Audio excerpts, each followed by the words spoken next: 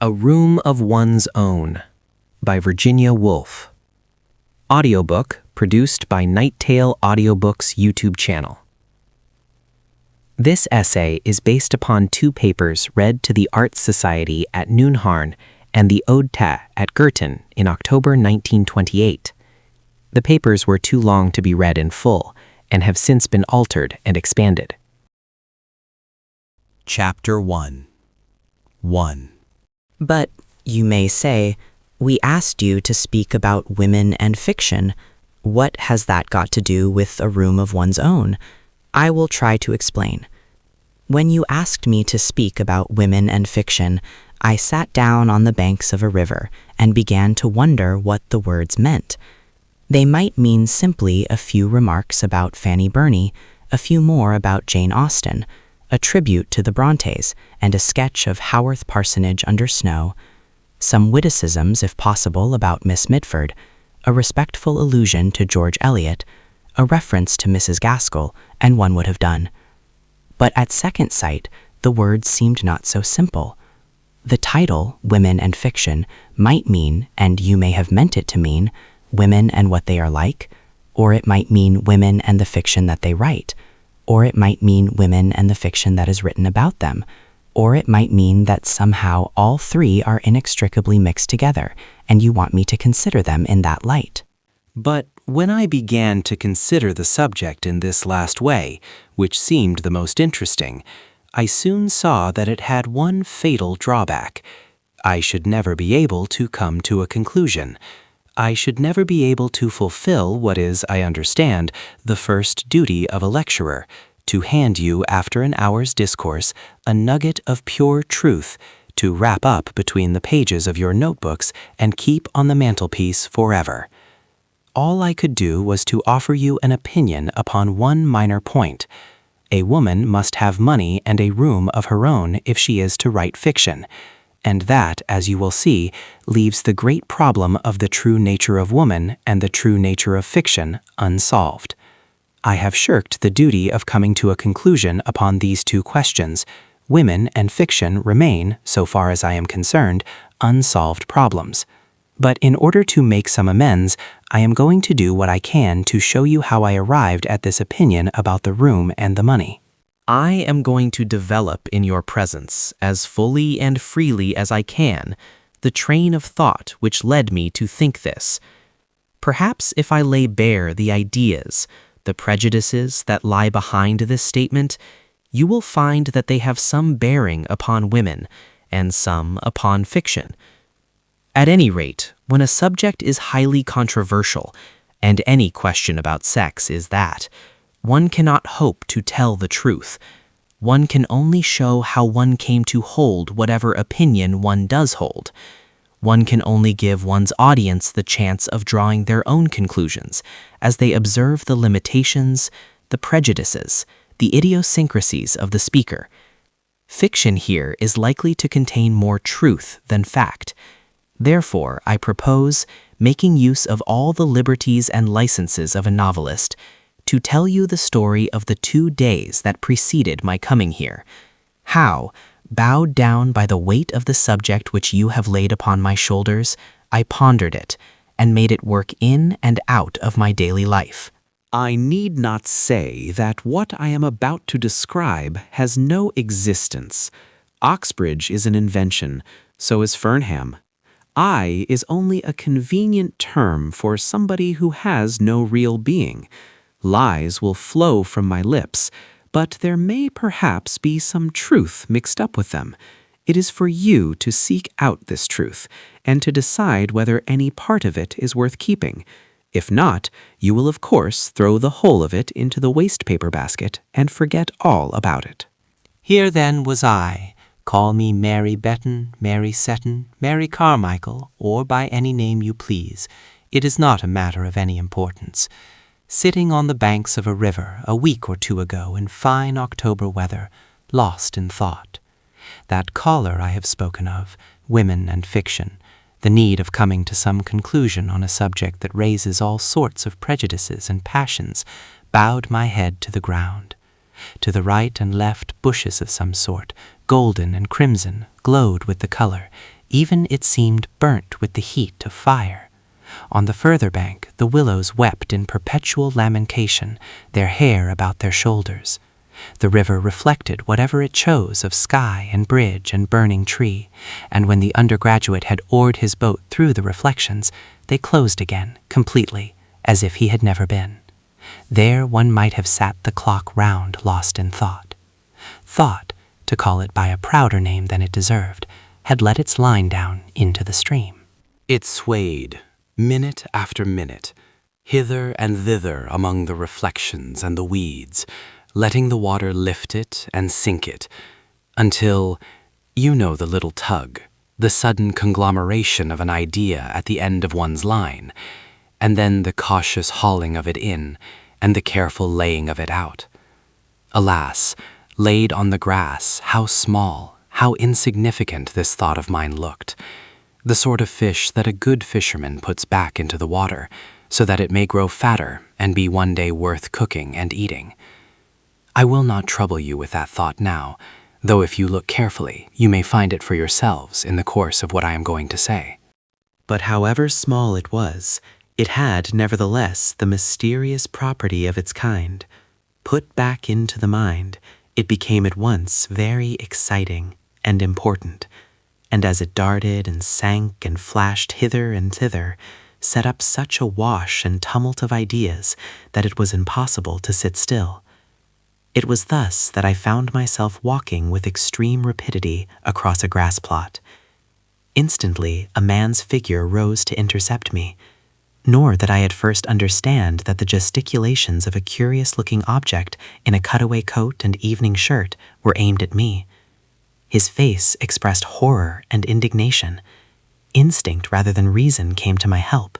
He was a beetle. I was a woman. This was the turf. There was the path. Only the fellows and scholars are allowed here. The gravel is the place for me. Such thoughts were the work of a moment. As I regained the path, the arms of the beetle sank. His face assumed its usual repose, and though turf is better walking than gravel, no very great harm was done.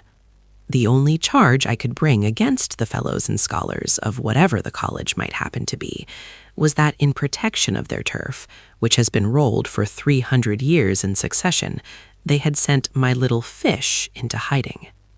What idea it had been that had sent me so audaciously trespassing, I could not now remember. The spirit of peace descended like a cloud from heaven, for if the spirit of peace dwells anywhere, it is in the courts and quadrangles of Oxbridge on a fine October morning. Strolling through those colleges, past those ancient halls, the roughness of the present seemed smoothed away. The body seemed contained in a miraculous glass cabinet, through which no sound could penetrate, and the mind, freed from any contact with facts, unless one trespassed on the turf again, was at liberty to settle down upon whatever meditation was in harmony with the moment. As chance would have it, some stray memory of some old essay about revisiting Oxbridge in the long vacation brought Charles Lamb to mind. "St. Charles," said Thackeray, putting a letter of Lamb's to his forehead. Indeed, among all the dead, I give you my thoughts as they came to me, Lamb is one of the most congenial, one to whom one would have liked to say, "Tell me then how you wrote your essays." For his essays are superior even to Max Beerbohm's, I thought, with all their perfection, because of that wild flash of imagination, that lightning crack of genius in the middle of them, which leaves them flawed and imperfect, but starred with poetry. Lamb then came to Oxbridge perhaps 100 years ago. Certainly he wrote an essay, the name escapes me, about the manuscript of one of Milton's poems which he saw here. It was Lycidas, perhaps, and Lamb wrote how it shocked him to think it possible that any word in Lycidas could have been different from what it is. To think of Milton changing the words in that poem seemed to him a sort of sacrilege. This led me to remember what I could of Lycidas, and to amuse myself with guessing which word it could have been that Milton had altered, and why. It then occurred to me that the very manuscript itself, which Lamb had looked at, was only a few hundred yards away, so that one could follow Lamb's footsteps across the quadrangle to that famous library where the treasure is kept. Moreover, I recollected, as I put this plan into execution, it is in this famous library that the manuscript of Thackeray's Esmond is also preserved. The critics often say that Esmond is Thackeray's most perfect novel, but the affectation of the style, with its imitation of the 18th century, hampers one so far as I can remember, unless indeed the 18th century style was natural to Thackeray, a fact that one might prove by looking at the manuscript and seeing whether the alterations were for the benefit of the style or of the sense. But then one would have to decide what is style and what is meaning, a question which... But here I was actually at the door which leads into the library itself. I must have opened it, for instantly there issued, like a guardian angel barring the way with a flutter of black gown instead of white wings, a deprecating, silvery, kindly gentleman who regretted in a low voice as he waved me back that ladies are only admitted to the library if accompanied by a fellow of the college or furnished with a letter of introduction. That a famous library has been cursed by a woman is a matter of complete indifference to a famous library. Venerable and calm, with all its treasures safe locked within its breast, it sleeps complacently, and will, so far as I am concerned, so sleep forever. Never will I wake those echoes, never will I ask for that hospitality again, I vowed as I descended the steps in anger. Still an hour remained before luncheon, and what was one to do? Stroll on the meadows? Sit by the river? Certainly it was a lovely autumn morning. The leaves were fluttering red to the ground. There was no great hardship in doing either. But the sound of music reached my ear. Some service or celebration was going forward. The organ complained magnificently as I passed the chapel door. Even the sorrow of Christianity sounded in that serene air more like the recollection of sorrow than sorrow itself. Even the groanings of the ancient organ seemed lapped in peace.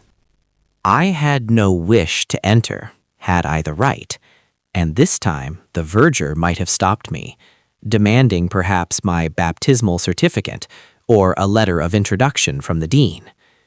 But the outside of these magnificent buildings is often as beautiful as the inside. Moreover, it was amusing enough to watch the congregation assembling, coming in and going out again, busying themselves at the door of the chapel like bees at the mouth of a hive. Many were in cap and gown. Some had tufts of fur on their shoulders. Others were wheeled in bath chairs. Others, though not past middle age, seemed creased and crushed into shapes so singular that one was reminded of those giant crabs and crayfish who heave with difficulty across the sand of an aquarium. As I leant against the wall, the university indeed seemed a sanctuary, in which are preserved rare types which would soon be obsolete if left to fight for existence on the pavement of the Strand. Old stories of old deans and old dons came back to mind, but before I had summoned up courage to whistle, it used to be said that at the sound of a whistle, old Professor ... instantly broke into a gallop. The venerable congregation had gone inside. The outside of the chapel remained. As you know, its high domes and pinnacles can be seen like a sailing ship, always voyaging, never arriving, lit up at night and visible for miles, far away across the hills. Once, presumably, this quadrangle with its smooth lawns, its massive buildings, and the chapel itself was marsh, too, where the grasses waved and the swine rootled. Teams of horses and oxen, I thought, must have hauled the stone in wagons from far countries, and then, with infinite labor, the gray blocks in whose shade I was now standing were poised in order one on top of another, and then the painters brought their glass for the windows, and the masons were busy for centuries up on that roof with putty and cement, spade and trowel. Every Saturday, somebody must have poured gold and silver out of a leathern purse into their ancient fists, for they had their beer and skittles, presumably of an evening. An unending stream of gold and silver, I thought, must have flowed into this court perpetually to keep the stones coming and the masons working, to level, to ditch, to dig, and to drain. But it was then the age of faith, and money was poured liberally to set these stones on a deep foundation.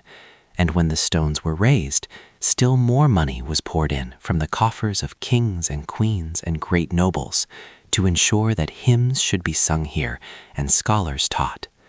Lands were granted, tithes were paid. And when the age of faith was over and the age of reason had come, still the same flow of gold and silver went on. Fellowships were founded, lectureships endowed.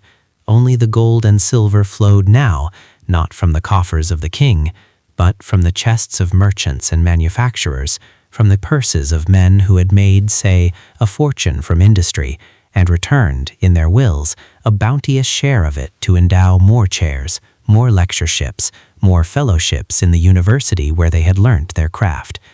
Hence the libraries and laboratories, the observatories, the splendid equipment of costly and delicate instruments which now stands on glass shelves where centuries ago the grasses waved and the swine rootled. Certainly, as I strolled round the court, the foundation of gold and silver seemed deep enough, the pavement laid solidly over the wild grasses.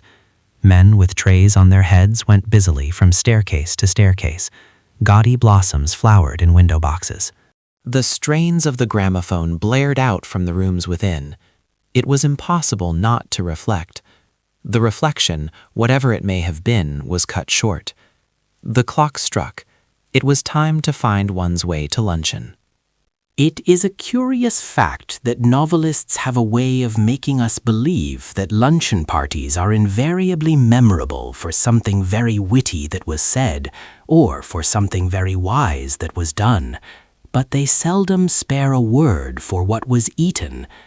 It is part of the novelist's convention not to mention soup and salmon and ducklings, as if soup and salmon and ducklings were of no importance whatsoever, as if nobody ever smoked a cigar or drank a glass of wine. Here, however, I shall take the liberty to defy that convention, and to tell you that the lunch on this occasion began with soles sunk in a deep dish, over which the college cook had spread a counterpane of the whitest cream, save that it was branded here and there with brown spots, like the spots on the flanks of a doe. After that came the partridges, but if this suggests a couple of bald brown birds on a plate, you are mistaken. The partridges, many and various, came with all their retinue of sauces and salads, the sharp and the sweet, each in its order, their potatoes, thin as coins, but not so hard, their sprouts, foliated as rosebuds, but more succulent. And no sooner had the roast and its retinue been done with, than the silent serving man, the beadle himself perhaps in a milder manifestation, set before us, wreathed in napkins, a confection which rose all sugar from the waves. To call it pudding, and so related to rice and tapioca, would be an insult.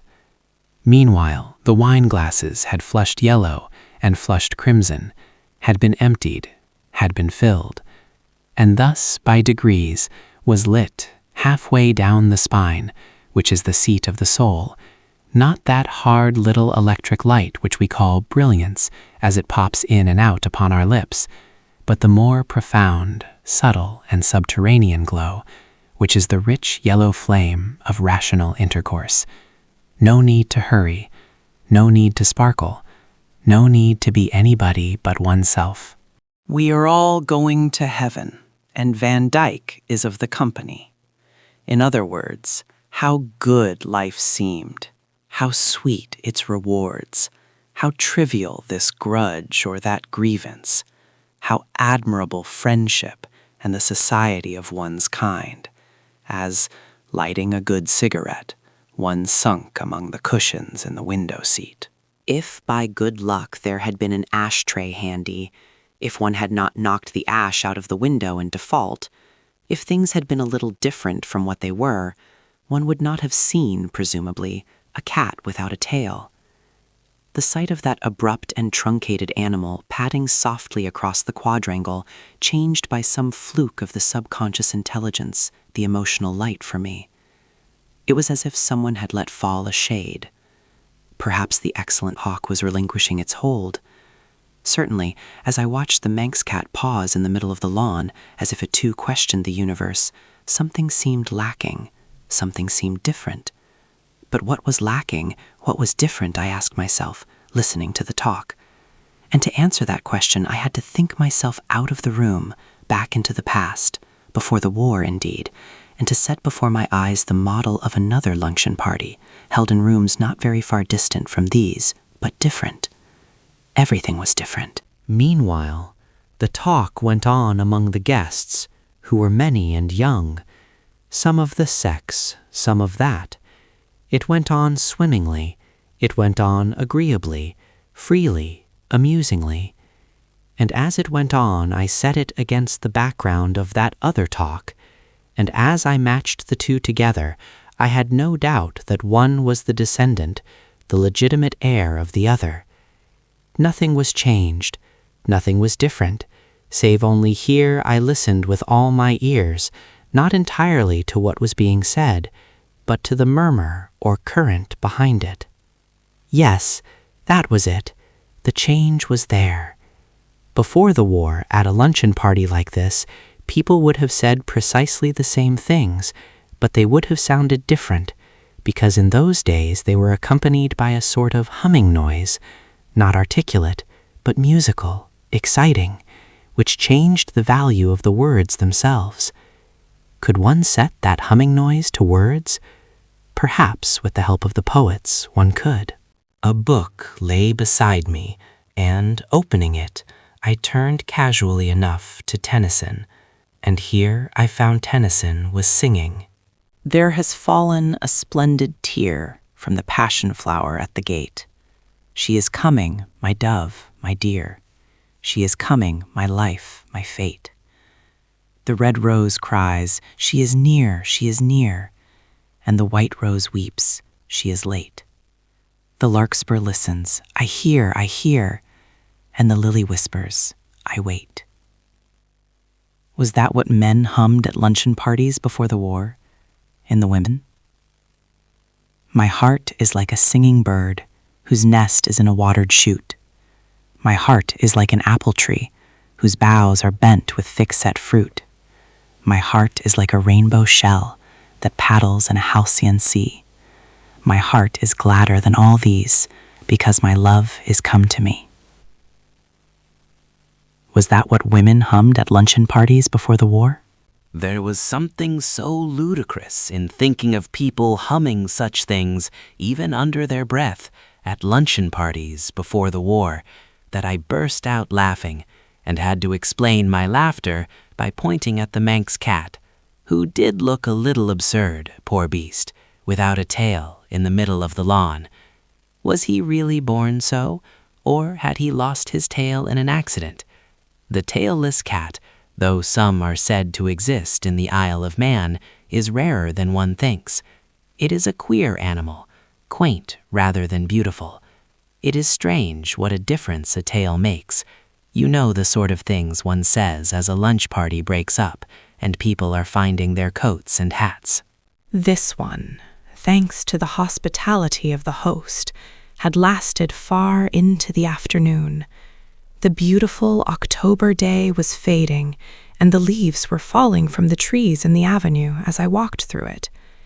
Gate after gate seemed to close with gentle finality behind me. Innumerable beetles were fitting innumerable keys into well-oiled locks. The treasure house was being made secure for another night. After the avenue, one comes out upon a road, I forget its name, which leads you, if you take the right turning, along to Fernham. But there was plenty of time. Dinner was not till 7:30. One could almost do without dinner after such a luncheon. It is strange how a scrap of poetry works in the mind and makes the legs move in time to it along the road. Those words, "There has fallen a splendid tear from the passion flower at the gate. She is coming, my dove, my dear. Sang in my blood as I stepped quickly along towards Headingley. And then, switching off into the other measure, I sang, Where the waters are churned up by the weir. My heart is like a singing bird, whose nest is in a watered shoot. My heart is like an apple tree. What poets, I cried aloud, as one does in the dusk. What poets they were!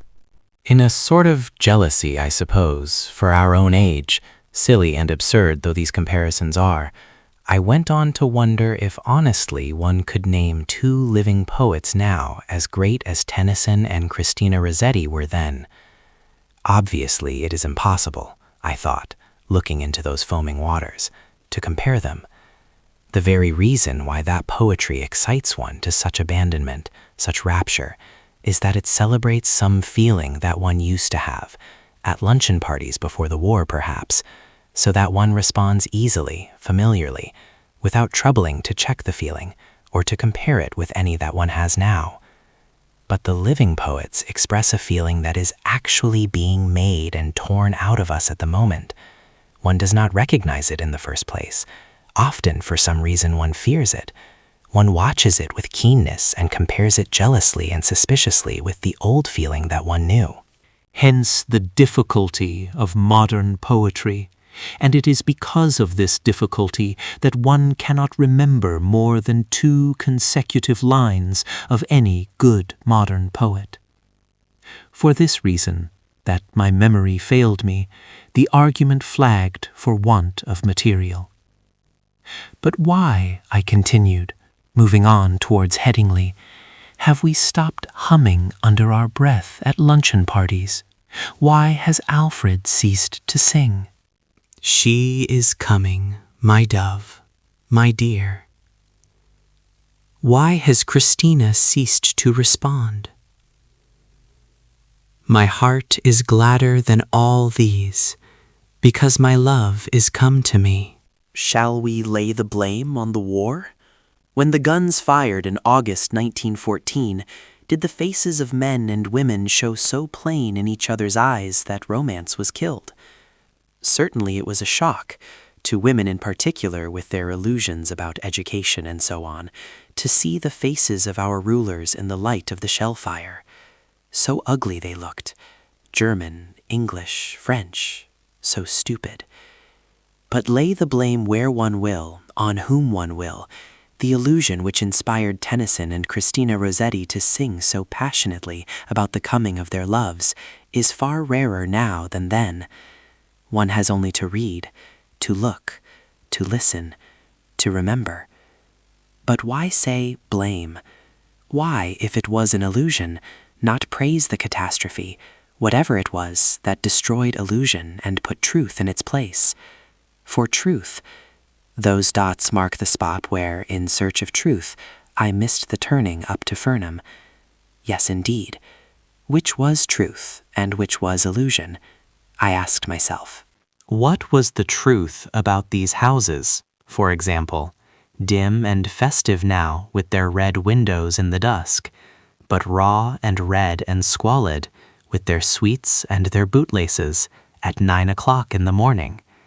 And the willows and the river and the gardens that run down to the river, vague now with the mist stealing over them, but gold and red in the sunlight. Which was the truth? Which was the illusion about them? I spare you the twists and turns of my cogitations, for no conclusion was found on the road to Headingley, and I ask you to suppose that I soon found out my mistake about the turning, and retraced my steps to Fernham. As I have said already that it was an October day, I dare not forfeit your respect and imperil the fair name of fiction by changing the season and describing lilacs hanging over garden walls, crocuses, tulips, and other flowers of spring. Fiction must stick to facts, and the truer the facts, the better the fiction, so we are told.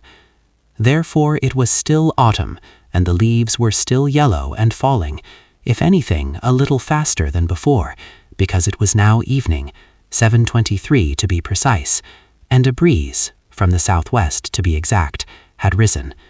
But for all that, there was something odd at work.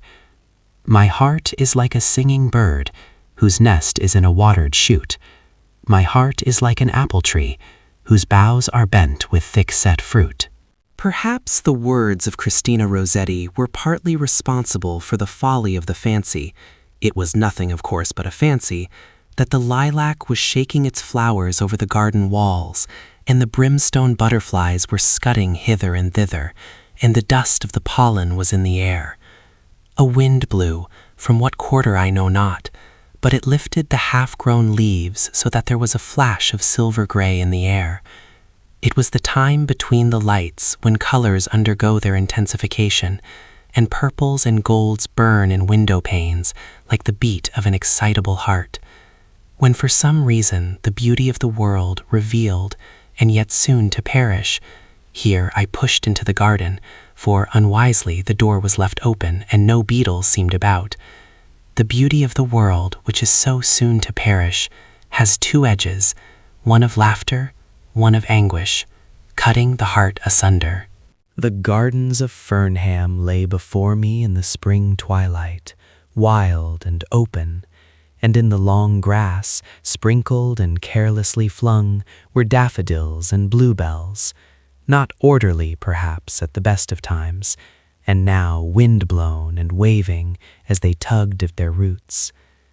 The windows of the building curved like ship's windows among generous waves of red brick, changed from lemon to silver under the flight of the quick spring clouds. Somebody was in a hammock, somebody, but in this light they were phantoms only, half guessed, half seen, raced across the grass. Would no one stop her?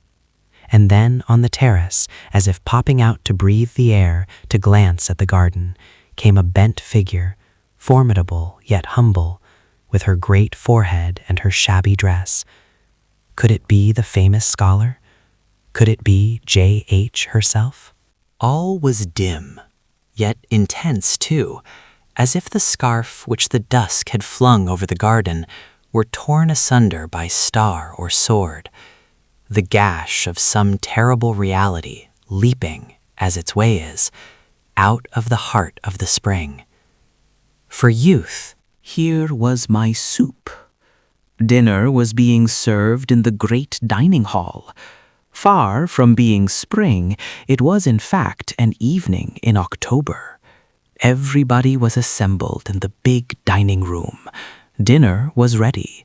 Here was the soup. It was a plain gravy soup.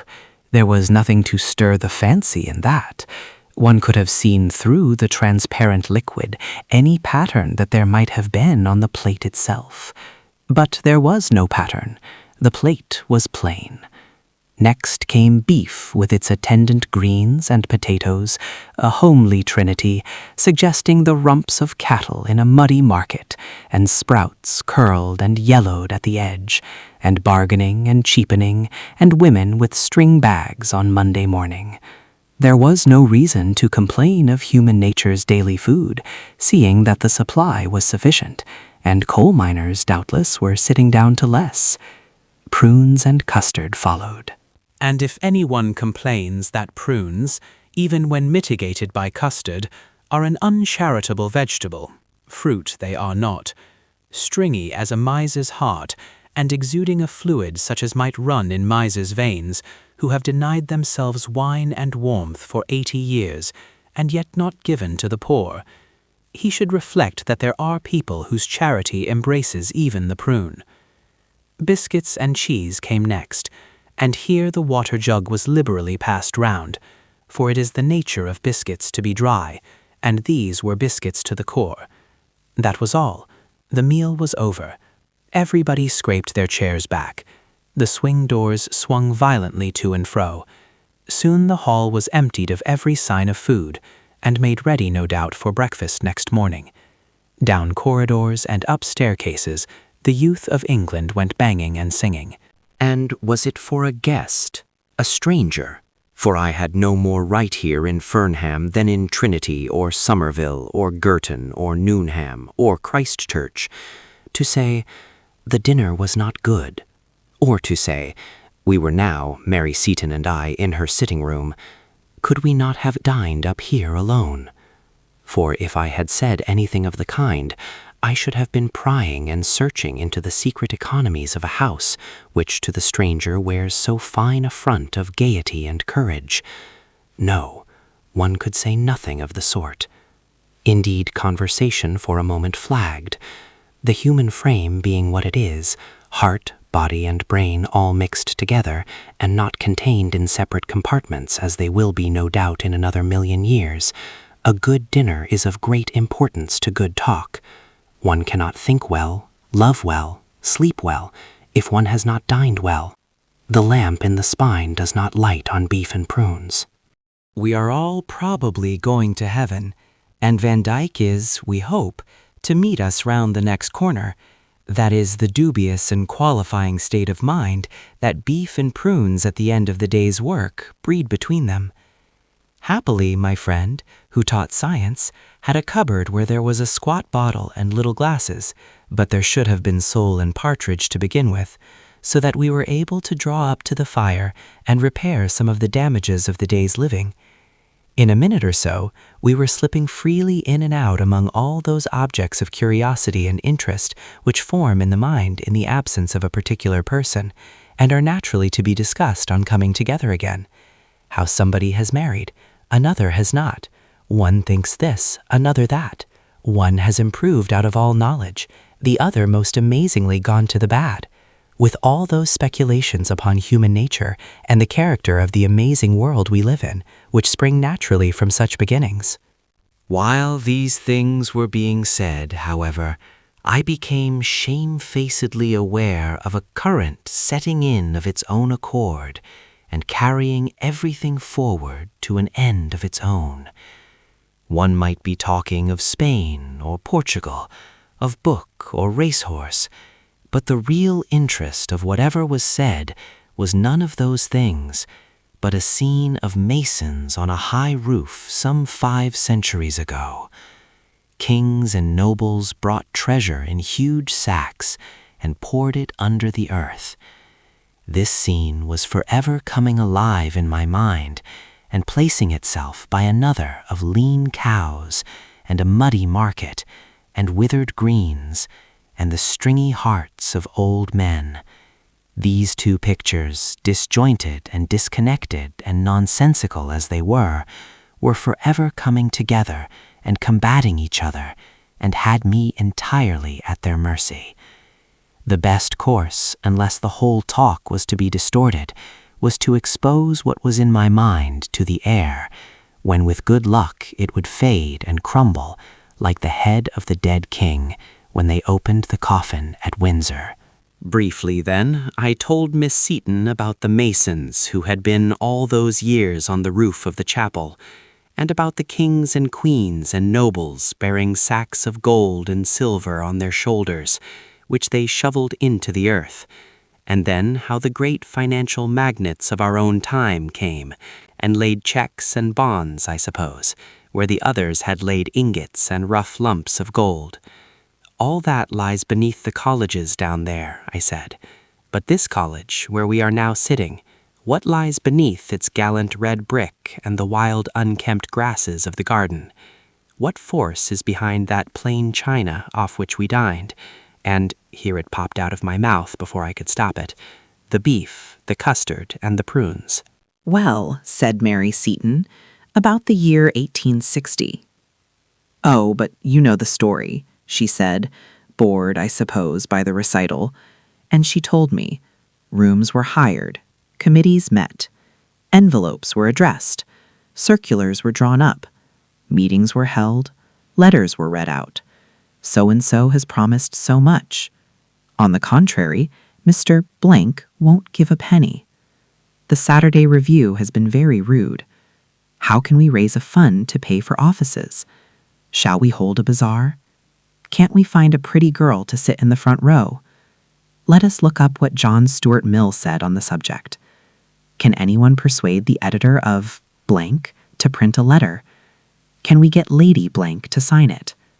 Lady Blank is out of town. That was the way it was done, presumably, 60 years ago, and it was a prodigious effort, and a great deal of time was spent on it. And it was only after a long struggle and with the utmost difficulty that they got £30,000 together. We are told that we ought to ask for £30,000 at least.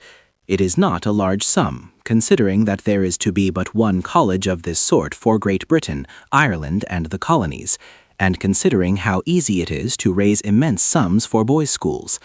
But considering how few people really wish women to be educated, it is a good deal. Lady Stephen, Emily Davies, and Girton College. So, obviously, we cannot have wine and partridges and servants carrying 10 dishes on their heads, she said. We cannot have sofas and separate rooms. The amenities, she said, quoting from some book or other, will have to wait. Every penny which could be scraped together was set aside for building, and the amenities had to be postponed. R. Strachey, The Cause. At the thought of all those women working year after year and finding it hard to get £2,000 together, and as much as they could do to get £30,000, we burst out in scorn at the reprehensible poverty of our sex. What had our mothers been doing then, that they had no wealth to leave us? His mother, if that was her picture, may have been a wastrel in her spare time. She had 13 children by a minister of the church. But if so, her gay and dissipated life had left too few traces of its pleasures on her face. She was a homely body, an old lady in a plaid shawl which was fastened by a large cameo, and she sat in a basket chair, encouraging a spaniel to look at the camera, with the amused yet strained expression of one who is sure that the dog will move directly the bulb is pressed. Now, if she had gone into business, had become a manufacturer of artificial silk or a magnate on the stock exchange, if she had left £200,000 or £300,000 to Fernham, we could have been sitting at our ease tonight, and the subject of our talk might have been archaeology, botany, anthropology, physics, the nature of the atom, mathematics, astronomy, relativity, geography.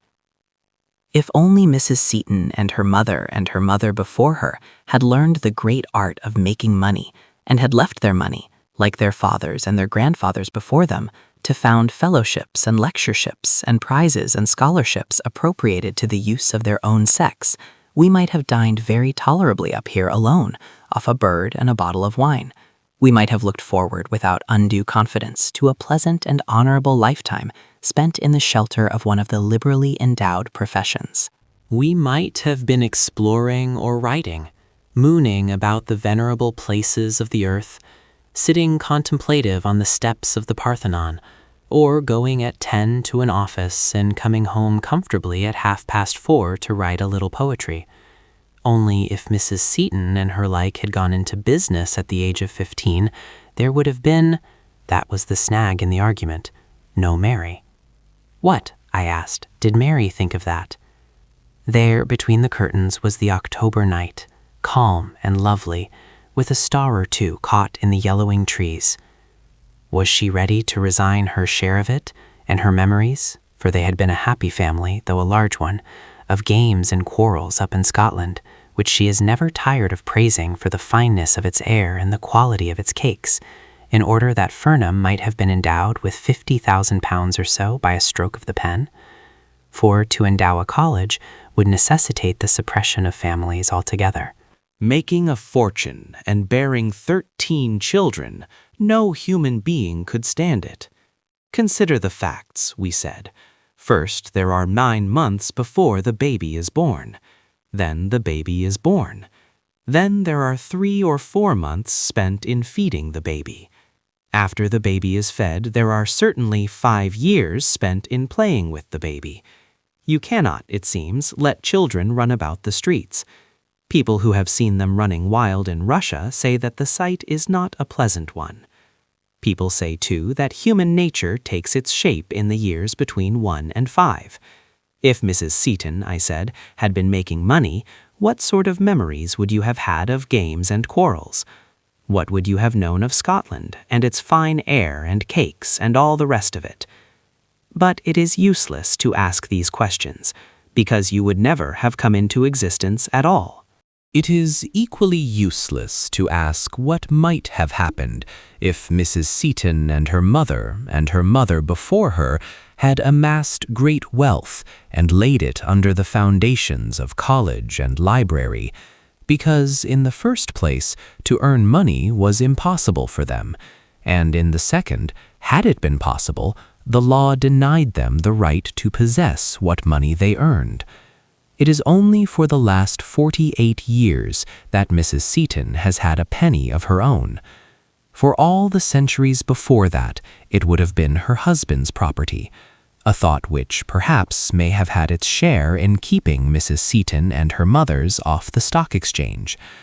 Every penny I earn, they may have said, will be taken from me and disposed of according to my husband's wisdom, perhaps to found a scholarship or to endow a fellowship in Balliol or King's, so that to earn money, even if I could earn money, is not a matter that interests me very greatly.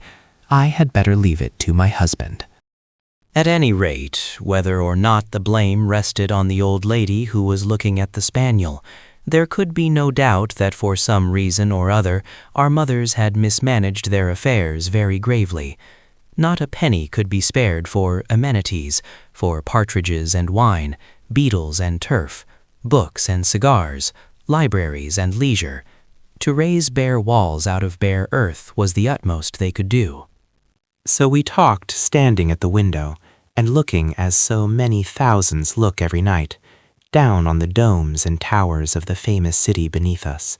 It was very beautiful, very mysterious in the autumn moonlight. The old stone looked very white and venerable.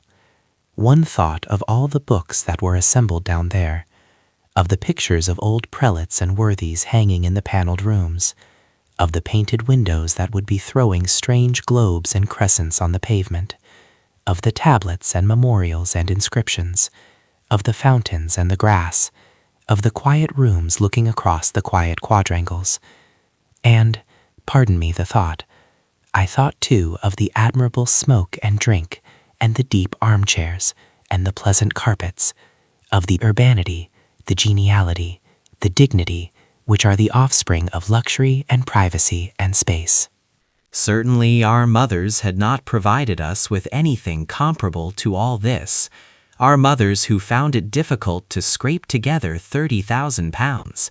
Our mothers who bore 13 children to ministers of religion at St. Andrew's. So I went back to my inn, and as I walked through the dark streets, I pondered this and that, as one does at the end of the day's work. I pondered why it was that Mrs. Seton had no money to leave us, and what effect poverty has on the mind, and what effect wealth has on the mind. And I thought of the queer old gentlemen I had seen that morning with tufts of fur upon their shoulders, and I remembered how, if one whistled, one of them ran. And I thought of the organ booming in the chapel and of the shut doors of the library, and I thought how unpleasant it is to be locked out, and I thought how it is worse, perhaps, to be locked in. And thinking of the safety and prosperity of the one sex, and of the poverty and insecurity of the other, and of the effect of tradition and of the lack of tradition upon the mind of a writer, I thought at last that it was time to roll up the crumpled skin of the day, with its arguments and its impressions, and its anger and its laughter, and cast it into the hedge. 1,000 stars were flashing across the blue wastes of the sky. One seemed alone with an inscrutable society.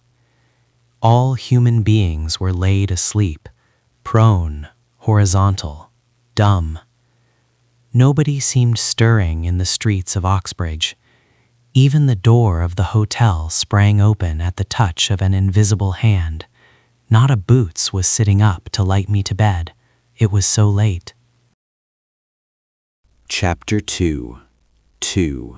The scene, if I may ask you to follow me, was now changed.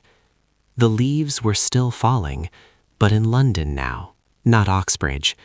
And I must ask you to imagine a room, like many thousands, with a window looking across people's hats and vans and motor cars to other windows, and on the table inside the room, a blank sheet of paper on which was written in large letters, women and fiction, but no more. The inevitable sequel to lunching and dining at Oxbridge seemed, unfortunately, to be a visit to the British Museum. One must strain off what was personal and accidental in all these impressions, and so reach the pure fluid, the essential oil of truth. For that visit to Oxbridge, and the luncheon and the dinner, had started a swarm of questions. Why did men drink wine and women water? Why was one sex so prosperous and the other so poor? What effect has poverty on fiction? What conditions are necessary for the creation of works of art? 1,000 questions at once suggested themselves. But one needed answers, not questions, and an answer was only to be had by consulting the learned and the unprejudiced, who have removed themselves above the strife of tongue and the confusion of body, and issued the result of their reasoning and research in books, which are to be found in the British Museum. If truth is not to be found on the shelves of the British Museum, where, I asked myself, picking up a notebook and a pencil, is truth? Thus provided, thus confident and inquiring, I set out in the pursuit of truth. The day, though not actually wet, was dismal, and the streets in the neighborhood of the museum were full of open coal holes down which sacks were showering. Four-wheeled cabs were drawing up and depositing on the pavement corded boxes containing, presumably, the entire wardrobe of some Swiss or Italian family seeking fortune or refuge or some other desirable commodity which is to be found in the boarding houses of Bloomsbury in the winter. The usual hoarse-voiced men paraded the streets with plants on barrows. Some shouted, others sang. London was like a workshop. London was like a machine. We were all being shot backwards and forwards on this plain foundation to make some pattern. The British Museum was another department of the factory. The swing doors swung open, and there one stood under the vast dome, as if one were a thought in the huge bald forehead, which is so splendidly encircled by a band of famous names. One went to the counter, one took a slip of paper, one opened a volume of the catalogue, and the 5 dots here indicate 5 separate minutes of stupefaction, wonder, and bewilderment. Have you any notion of how many books are written about women in the course of 1 year? Have you any notion how many are written by men? Are you aware that you are perhaps the most discussed animal in the universe? Here had I come with a notebook and a pencil, proposing to spend a morning reading, supposing that at the end of the morning I should have transferred the truth to my notebook. But I should need to be a herd of elephants, I thought, and a wilderness of spiders, desperately referring to the animals that are reputed longest lived and most multitudinously eyed, to cope with all this. I should need claws of steel and beak of brass, even to penetrate the husk. How shall I ever find the grains of truth embedded in all this mass of paper? I asked myself, and in despair began running my eye up and down the long list of titles. Even the names of the books gave me food for thought. Sex and its nature might well attract doctors and biologists. Merely to read the titles suggested innumerable schoolmasters, innumerable clergymen mounting their platforms and pulpits, and holding forth with loquacity which far exceeded the hour usually allotted to such discourse on this one subject. It was a most strange phenomenon, and apparently, here I consulted the letter M, one confined to the male sex. Women do not write books about men, a fact that I could not help welcoming with relief, for if I had first to read all that men have written about women, then all that women have written about men, the aloe that flowers once in 100 years would flower twice before I could set pen to paper. So, making a perfectly arbitrary choice of a dozen volumes or so, I sent my slips of paper to lie in the wire tray, and waited in my stall among the other seekers for the essential oil of truth. What could be the reason, then, of this curious disparity, I wondered, drawing cartwheels on the slips of paper provided by the British taxpayer for other purposes. Why are women, judging from this catalogue, so much more interesting to men than men are to women? A very curious fact, it seemed, and my mind wandered to picture the lives of men who spend their time in writing books about women, whether they were old or young, married or unmarried, red-nosed or humpbacked. Anyhow, it was flattering, vaguely, to feel oneself the object of such attention, provided that it was not entirely bestowed by the crippled and the infirm. So I pondered until all such frivolous thoughts were ended by an avalanche of books sliding down onto the desk in front of me. Now the trouble began. The student who has been trained in research at Oxbridge has no doubt some method of shepherding his question past all distractions, till it runs into his answer as a sheep runs into its pen. The student by my side, for instance, who was copying assiduously from a scientific manual, was, I felt sure, extracting pure nuggets of the essential ore every 10 minutes or so. His little grunts of satisfaction indicated so much. But if, unfortunately, one has had no training in a university, the question, far from being shepherded to its pen, flies like a frightened flock hither and thither, helter-skelter, pursued by a whole pack of hounds. Professors, schoolmasters, sociologists, clergymen, novelists, essayists, journalists, men who had no qualification save that they were not women, chased my simple and single question, why are some women poor, until it became 50 questions, until the 50 questions leapt frantically into midstream and were carried away. Every page in my notebook was scribbled over with notes. To show the state of mind I was in, I will read you a few of them, explaining that the page was headed quite simply, Women and Poverty, in block letters, but what followed was something like this. Condition in Middle Ages of. Habits in the Fiji Islands of. Worshipped as goddesses by. Weaker in moral sense than. Idealism of. Greater conscientiousness of. South Sea Islanders, age of puberty among. Attractiveness of. Offered as sacrifice to. Small size of brain of. Profounder subconsciousness of. Less hair on the body of. Mental, moral, and physical inferiority of. Love of children of. Greater length of life of. Weaker muscles of. Strength of affections of. Vanity of. Higher education of. Shakespeare's opinion of. Lord Birkenhead's opinion of. Dean Ing's opinion of. Labriere's opinion of. Dr. Johnson's opinion of. Mr. Oscar Browning's opinion of. Here I drew breath and added, indeed, in the margin, why does Samuel Butler say, wise men never say what they think of women? Wise men never say anything else, apparently.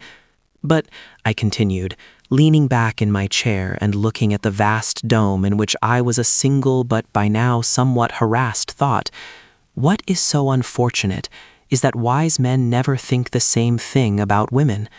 Here is Pope. Most women have no character at all. And here is La Bruyère. Les femmes sont extrêmes. Elles sont meilleures ou pires que les hommes. A direct contradiction by keen observers who were contemporary. Are they capable of education or incapable? Napoleon thought them incapable. Dr. Johnson thought the opposite. Men know that women are an overmatch for them, and therefore they choose the weakest or the most ignorant. If they did not think so, they never could be afraid of women knowing as much as themselves. In justice to the sex, I think it but candid to acknowledge that, in a subsequent conversation, he told me that he was serious in what he said. Boswell, The Journal of a Tour to the Hebrides. Have they souls, or have they not souls? Some savages say they have none. Others, on the contrary, maintain that women are half divine and worship them on that account. The ancient Germans believed that there was something holy in women, and accordingly consulted them as oracles. Fraser, Golden Bough. Some sages hold that they are shallower in the brain, others that they are deeper in the consciousness.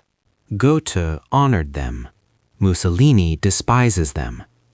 Wherever one looked, men thought about women and thought differently.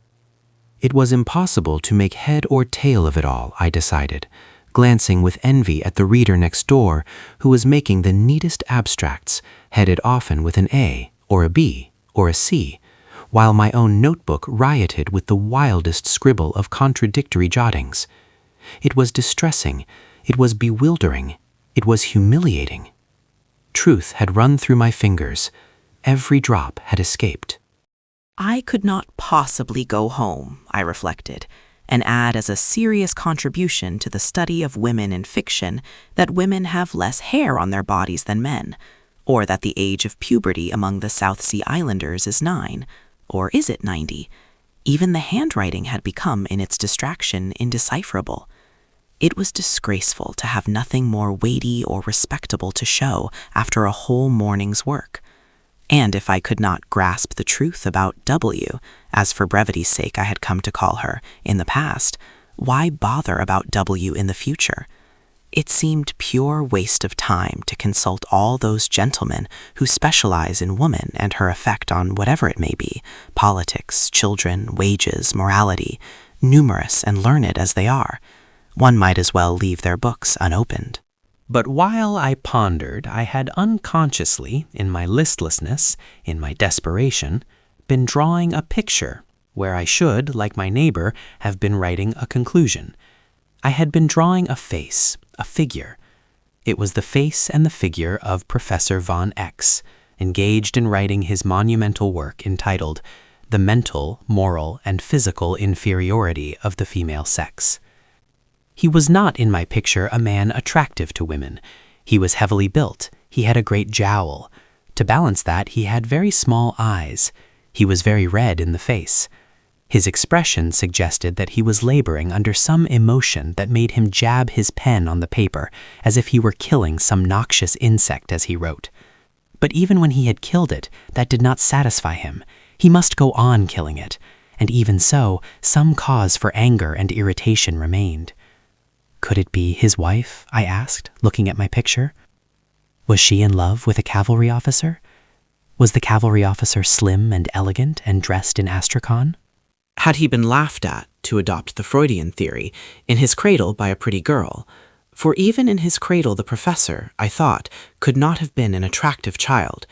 Whatever the reason, the professor was made to look very angry and very ugly in my sketch, as he wrote his great book upon the mental, moral, and physical inferiority of women. Drawing pictures was an idle way of finishing an unprofitable morning's work. Yet it is in our idleness, in our dreams, that the submerged truth sometimes comes to the top. A very elementary exercise in psychology, not to be dignified by the name of psychoanalysis, showed me, on looking at my notebook, that the sketch of the angry professor had been made in anger. Anger had snatched my pencil while I dreamt. But what was anger doing there? Interest, confusion, amusement, boredom, all these emotions I could trace and name as they succeeded each other throughout the morning. Had anger, the black snake, been lurking among them? Yes, said the sketch, anger had. It referred me unmistakably to the one book, to the one phrase, which had roused the demon. It was the professor's statement about the mental, moral, and physical inferiority of women. My heart had leapt. My cheeks had burnt. I had flushed with anger. There was nothing specially remarkable, however foolish, in that. One does not like to be told that one is naturally the inferior of a little man. I looked at the student next me, who breathes hard, wears a ready-made tie, and has not shaved this fortnight. One has certain foolish vanities.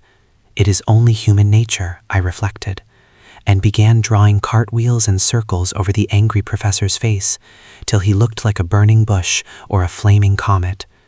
Anyhow, an apparition without human semblance or significance. The professor was nothing now but a faggot burning on the top of Hampstead Heath. Soon my own anger was explained and done with, but curiosity remained. How explain the anger of the professors? Why were they angry? For when it came to analyzing the impression left by these books, there was always an element of heat.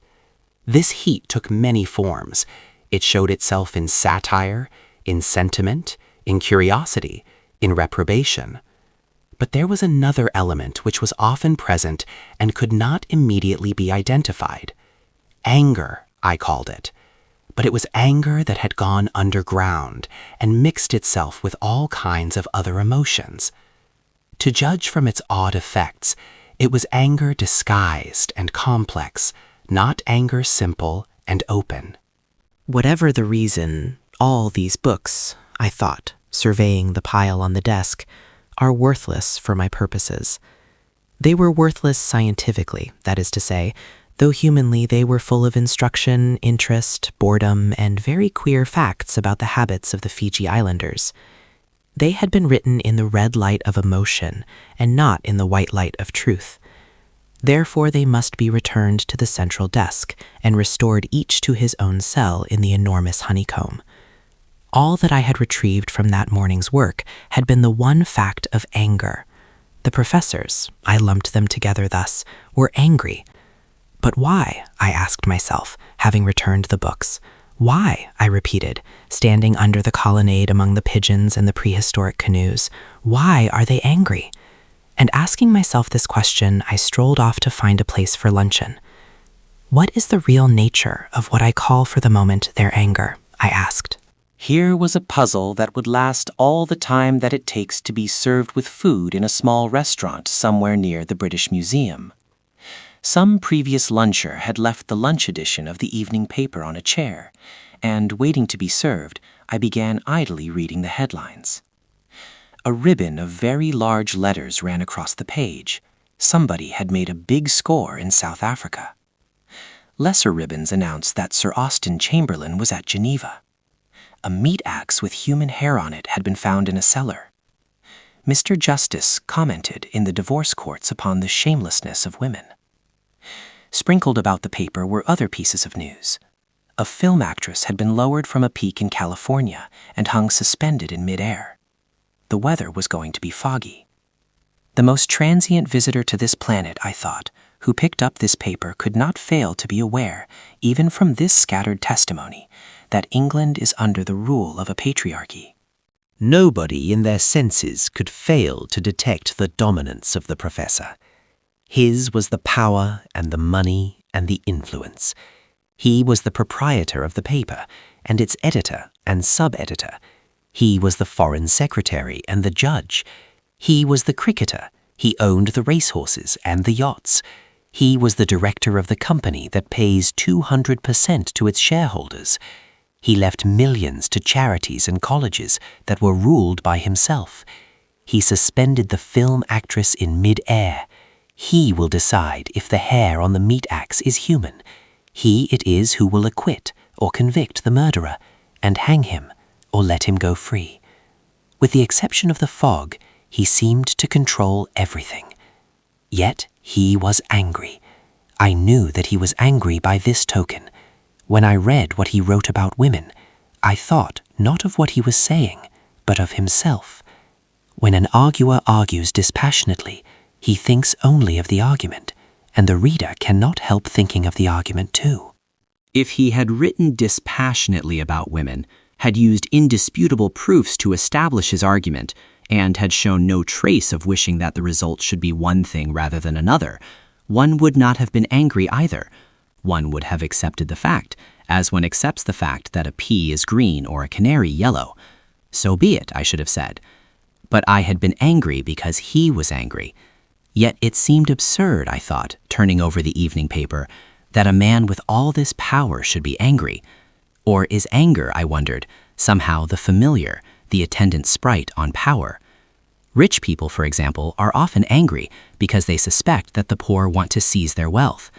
The professors, or patriarchs as it might be more accurate to call them, might be angry for that reason partly, but partly for one that lies a little less obviously on the surface. Possibly they were not angry at all. Often indeed they were admiring, devoted, exemplary in the relations of private life. Possibly when the professor insisted a little too emphatically upon the inferiority of women, he was concerned not with their inferiority, but with his own superiority. That was what he was protecting rather hot-headedly and with too much emphasis, because it was a jewel to him of the rarest price. Life for both sexes, and I looked at them shouldering their way along the pavement, is arduous, difficult, a perpetual struggle. It calls for gigantic courage and strength. More than anything, perhaps, creatures of illusion as we are, it calls for confidence in oneself. Without self-confidence, we are as babes in the cradle. And how can we generate this imponderable quality, which is yet so invaluable, most quickly? By thinking that other people are inferior to oneself. By feeling that one has some innate superiority. It may be wealth or rank, a straight nose, or the portrait of a grandfather by Romney, for there is no end to the pathetic devices of the human imagination, over other people. Hence the enormous importance to a patriarch who has to conquer, who has to rule, of feeling that great numbers of people, half the human race indeed, are by nature inferior to himself. It must indeed be one of the chief sources of his power. But let me turn the light of this observation onto real life, I thought. Does it help to explain some of those psychological puzzles that one notes in the margin of daily life? Does it explain my astonishment of the other day when Z, most humane, most modest of men, taking up some book by Rebecca West and reading a passage in it, exclaimed, "The errant feminist." She says that men are snobs. The exclamation, to me so surprising, for why was Miss West an errant feminist for making a possibly true, if uncomplimentary statement about the other sex, was not merely the cry of wounded vanity. It was a protest against some infringement of his power to believe in himself. Women have served all these centuries as looking glasses, possessing the magic and delicious power of reflecting the figure of man at twice its natural size. Without that power, probably the earth would still be swamp and jungle. The glories of all our wars would be unknown. We should still be scratching the outlines of deer on the remains of mutton bones and bartering flints for sheepskins, or whatever simple ornament took our unsophisticated paste. Supermen and fingers of destiny would never have existed. The Tsar and the Kaiser would never have worn crowns or lost them. Whatever may be their use in civilized societies, mirrors are essential to all violent and heroic action. That is why Napoleon and Mussolini both insist so emphatically upon the inferiority of women, for if they were not inferior, they would cease to enlarge. That serves to explain in part the necessity that women so often are to men, and it serves to explain how restless they are under her criticism, how impossible it is for her to say to them, "This book is bad, this picture is feeble," or whatever it may be, without giving far more pain and rousing far more anger than a man would do who gave the same criticism. For if she begins to tell the truth, the figure in the looking-glass shrinks, his fitness for life is diminished. How is he to go on giving judgment, civilizing natives, making laws, writing books, dressing up and speechifying at banquets, unless he can see himself at breakfast and at dinner at least twice the size he really is? So I reflected, crumbling my bread and stirring my coffee, and now and again looking at the people in the street. The looking-glass vision is of supreme importance because it charges the vitality, it stimulates the nervous system. Take it away, and man may die, like the drug fiend deprived of his cocaine. Under the spell of that illusion, I thought, looking out of the window, half the people on the pavement are striding to work. They put on their hats and coats in the morning under its agreeable rays. They start the day confident, braced, believing themselves desired at Miss Smith's tea party. They say to themselves as they go into the room, "I am the superior of half the people here." And it is thus that they speak, with that self-confidence, that self-assurance, which have had such profound consequences in public life, and lead to such curious notes in the margin of the private mind. But these contributions to the dangerous and fascinating subject of the psychology of the other sex, it is one I hope that you will investigate when you have 500 a year of your own, were interrupted by the necessity of paying the bill. It came to 5 shillings and 9 pence. I gave the waiter a 10-shilling note, and he went to bring me change. There was another 10-shilling note in my purse. I noticed it, because it is a fact that still takes my breath away, the power of my purse to breed 10-shilling notes automatically. I open it, and there they are. Society gives me chicken and coffee, bed and lodging, in return for a certain number of pieces of paper which were left me by an aunt, for no other reason than that I share her name. My aunt, Mary Betton, I must tell you, died by a fall from her horse when she was riding out to take the air in Bombay. The news of my legacy reached me one night about the same time that the act was passed that gave votes to women. A solicitor's letter fell into the postbox, and when I opened it, I found that she had left me £500 a year forever. Of the two, the vote and the money, I own, seemed infinitely the more important. Before that, I had made my living by cadging odd jobs from newspapers, by reporting a donkey show here or a wedding there. I had earned a few pounds by addressing envelopes, reading to old ladies, making artificial flowers, teaching the alphabet to small children in a kindergarten. Such were the chief occupations that were open to women before 1918. I need not, I am afraid, describe in any detail the hardness of the work, for you know perhaps women who have done it, nor the difficulty of living on the money when it was earned, for you may have tried. But what still remains with me as a worse infliction than either was the poison of fear and bitterness which those days bred in me. To begin with, always to be doing work that one did not wish to do, and to do it like a slave, flattering and fawning, not always necessarily perhaps, but it seemed necessary, and the stakes were too great to run risks.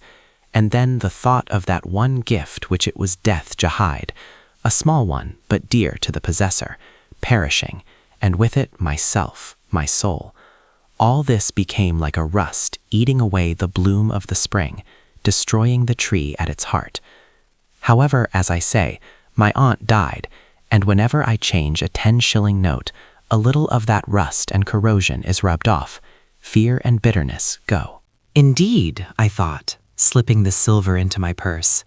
It is remarkable, remembering the bitterness of those days, what a change of temper a fixed income will bring about. No force in the world can take from me my £500. Food, house, and clothing are mine forever. Therefore, not merely do effort and labor cease, but also hatred and bitterness. I need not hate any man. He cannot hurt me. I need not flatter any man. He has nothing to give me. So imperceptibly, I found myself adopting a new attitude towards the other half of the human race. It was absurd to blame any class or any sex as a whole.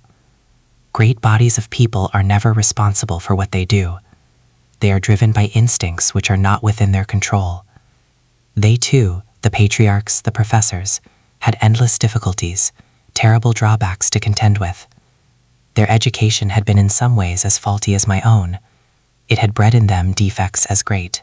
True, they had money and power, but only at the cost of harboring in their breasts an eagle, a vulture, forever tearing the liver out and plucking at the lungs, the instinct for possession, the rage for acquisition, which drives them to desire other people's fields and goods perpetually, to make frontiers and flags, battleships and poison gas, to offer up their own lives and their children's lives. Walk through the Admiralty Arch, I had reached that monument, or any other avenue given up to trophies and cannon, and reflect upon the kind of glory celebrated there. Or watch in the spring sunshine the stockbroker and the great barrister going indoors to make money and more money and more money, when it is a fact that £500 a year will keep one alive in the sunshine. These are unpleasant instincts to harbor, I reflected. They are bred of the conditions of life, of the lack of civilization, I thought, looking at the statue of the Duke of Cambridge, and in particular at the feathers in his cocked hat, with a fixity that they have scarcely ever received before. And as I realized these drawbacks, by degrees fear and bitterness modified themselves into pity and toleration, and then, in a year or two, pity and toleration went, and the greatest release of all came, which is freedom to think of things in themselves. That building, for example, do I like it or not? Is that picture beautiful or not? Is that, in my opinion, a good book or a bad? Indeed, my aunt's legacy unveiled the sky to me and substituted for the large and imposing figure of a gentleman, which Milton recommended for my perpetual adoration, a view of the open sky. So thinking, so speculating, I found my way back to my house by the river. Lamps were being lit, and an indescribable change had come over London since the morning hour. It was as if the great machine, after laboring all day, had made with our help a few yards of something very exciting and beautiful. A fiery fabric flashing with red eyes, a tawny monster roaring with hot breath. Even the wind seemed flung like a flag as it lashed the houses and rattled the hoardings. In my little street, however, domesticity prevailed. The house painter was descending his ladder. The nursemaid was wheeling the perambulator carefully in and out, back to nursery tea. The coal heaver was folding his empty sacks on top of each other. The woman who keeps the greengrocer's shop was adding up the day's takings with her hands in red mittens. But so engrossed was I with the problem you have laid upon my shoulders that I could not see even these usual sights without referring them to one center. I thought how much harder it is now than it must have been even a century ago to say which of these employments is the higher, the more necessary. Is it better to be a coal heaver or a nursemaid? Is the charwoman who has brought up 8 children of less value to the world than the barrister who has made £100,000? It is useless to ask such questions, for nobody can answer them. Not only do the comparative values of charwomen and lawyers rise and fall from decade to decade, but we have no rods with which to measure them even as they are at the moment. I had been foolish to ask my professor to furnish me with indisputable proofs of this or that in his argument about women. Even if one could state the value of any one gift at the moment, those values will change. In a century's time, very possibly they will have changed completely. Moreover, in 100 years, I thought, reaching my own doorstep, women will have ceased to be the protected sex. Logically, they will take part in all the activities and exertions that were once denied them. The nursemaid will heave coal. The shopwoman will drive an engine. All assumptions founded on the facts observed when women were the protected sex will have disappeared. As, for example, here a squad of soldiers march down the street, that women and clergymen and gardeners live longer than other people. Remove that protection. Expose them to the same exertions and activities. Make them soldiers and sailors and engine drivers and dock laborers. And will not women die off so much younger, so much quicker than men, that one will say, "I saw a woman today," as one used to say, "I saw an aeroplane"? Anything may happen when womanhood has ceased to be a protected occupation, I thought, opening the door. But what bearing has all this upon the subject of my paper, Women and Fiction? I asked, going indoors. Chapter 3. It was disappointing not to have brought back in the evening some important statement, some authentic fact. Women are poorer than men because this or that. Perhaps now it would be better to give up seeking for the truth and receiving on one's head an avalanche of opinion hot as lava, discolored as dishwater. It would be better to draw the curtains, to shut out distractions, to light the lamp, to narrow the inquiry, and to ask the historian, who records not opinions but facts, to describe under what conditions women lived, not throughout the ages, but in England, say in the time of Elizabeth. For it is a perennial puzzle why no woman wrote a word of that extraordinary literature, when every other man, it seemed, was capable of song or sonnet. What were the conditions in which women lived, I asked myself, for fiction, imaginative work that is not dropped like a pebble upon the ground, as science may be. Fiction is like a spider's web, attached ever so lightly perhaps, but still attached to life at all 4 corners. Often the attachment is scarcely perceptible. Shakespeare's plays, for instance, seem to hang there complete by themselves. But when the web is pulled askew, hooked up at the edge, torn in the middle, one remembers that these webs are not spun in mid-air by incorporeal creatures, but are the work of suffering human beings, and are attached to grossly material things, like health and money and the houses we live in. I went, therefore, to the shelf where the histories stand and took down one of the latest, Professor Trevelyan's History of England. Once more I looked up women, found position of, and turned to the pages indicated. Wife-beating, I read, was a recognized right of man and was practiced without shame by high as well as low. Similarly, the historian goes on, the daughter who refused to marry the gentleman of her parents' choice was liable to be locked up, beaten, and flung about the room without any shock being inflicted on public opinion.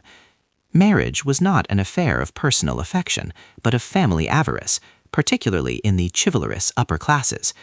Betrothal often took place while one or both of the parties was in the cradle, and marriage when they were scarcely out of the nurse's charge. That was about 1470, soon after Chaucer's time. The next reference to the position of women is some 200 years later, in the time of the Stuarts. It was still the exception for women of the upper and middle class to choose their own husbands, and when the husband had been assigned, he was lord and master, so far at least as law and custom could make him. Yet even so, Professor Trevelyan concludes, neither Shakespeare's women nor those of authentic 17th century memoirs, like the Verneys and the Hutchinsons, seem wanting in personality and character. Certainly, if we consider it, Cleopatra must have had a way with her. Lady Macbeth, one would suppose, had a will of her own. Rosalind, one might conclude, was an attractive girl. Professor Trevelyan is speaking no more than the truth when he remarks that Shakespeare's women do not seem wanting in personality and character.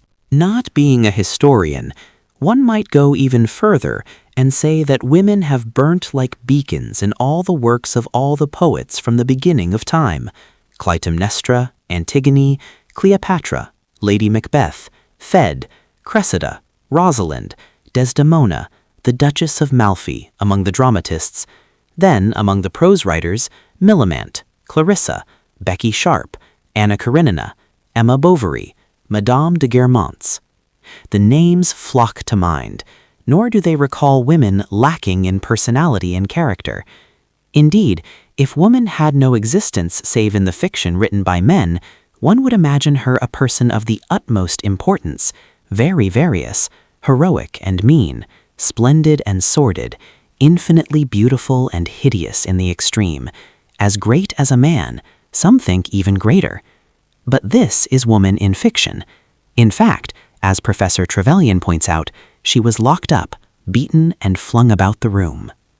It remains a strange and almost inexplicable fact that in Athena's city, where women were kept in almost oriental suppression as odalisques or drudges, the stage should yet have produced figures like Clytemnestra and Cassandra, Atossa and Antigone, Phaed and Medea, and all the other heroines who dominate play after play of the misogynist Euripides.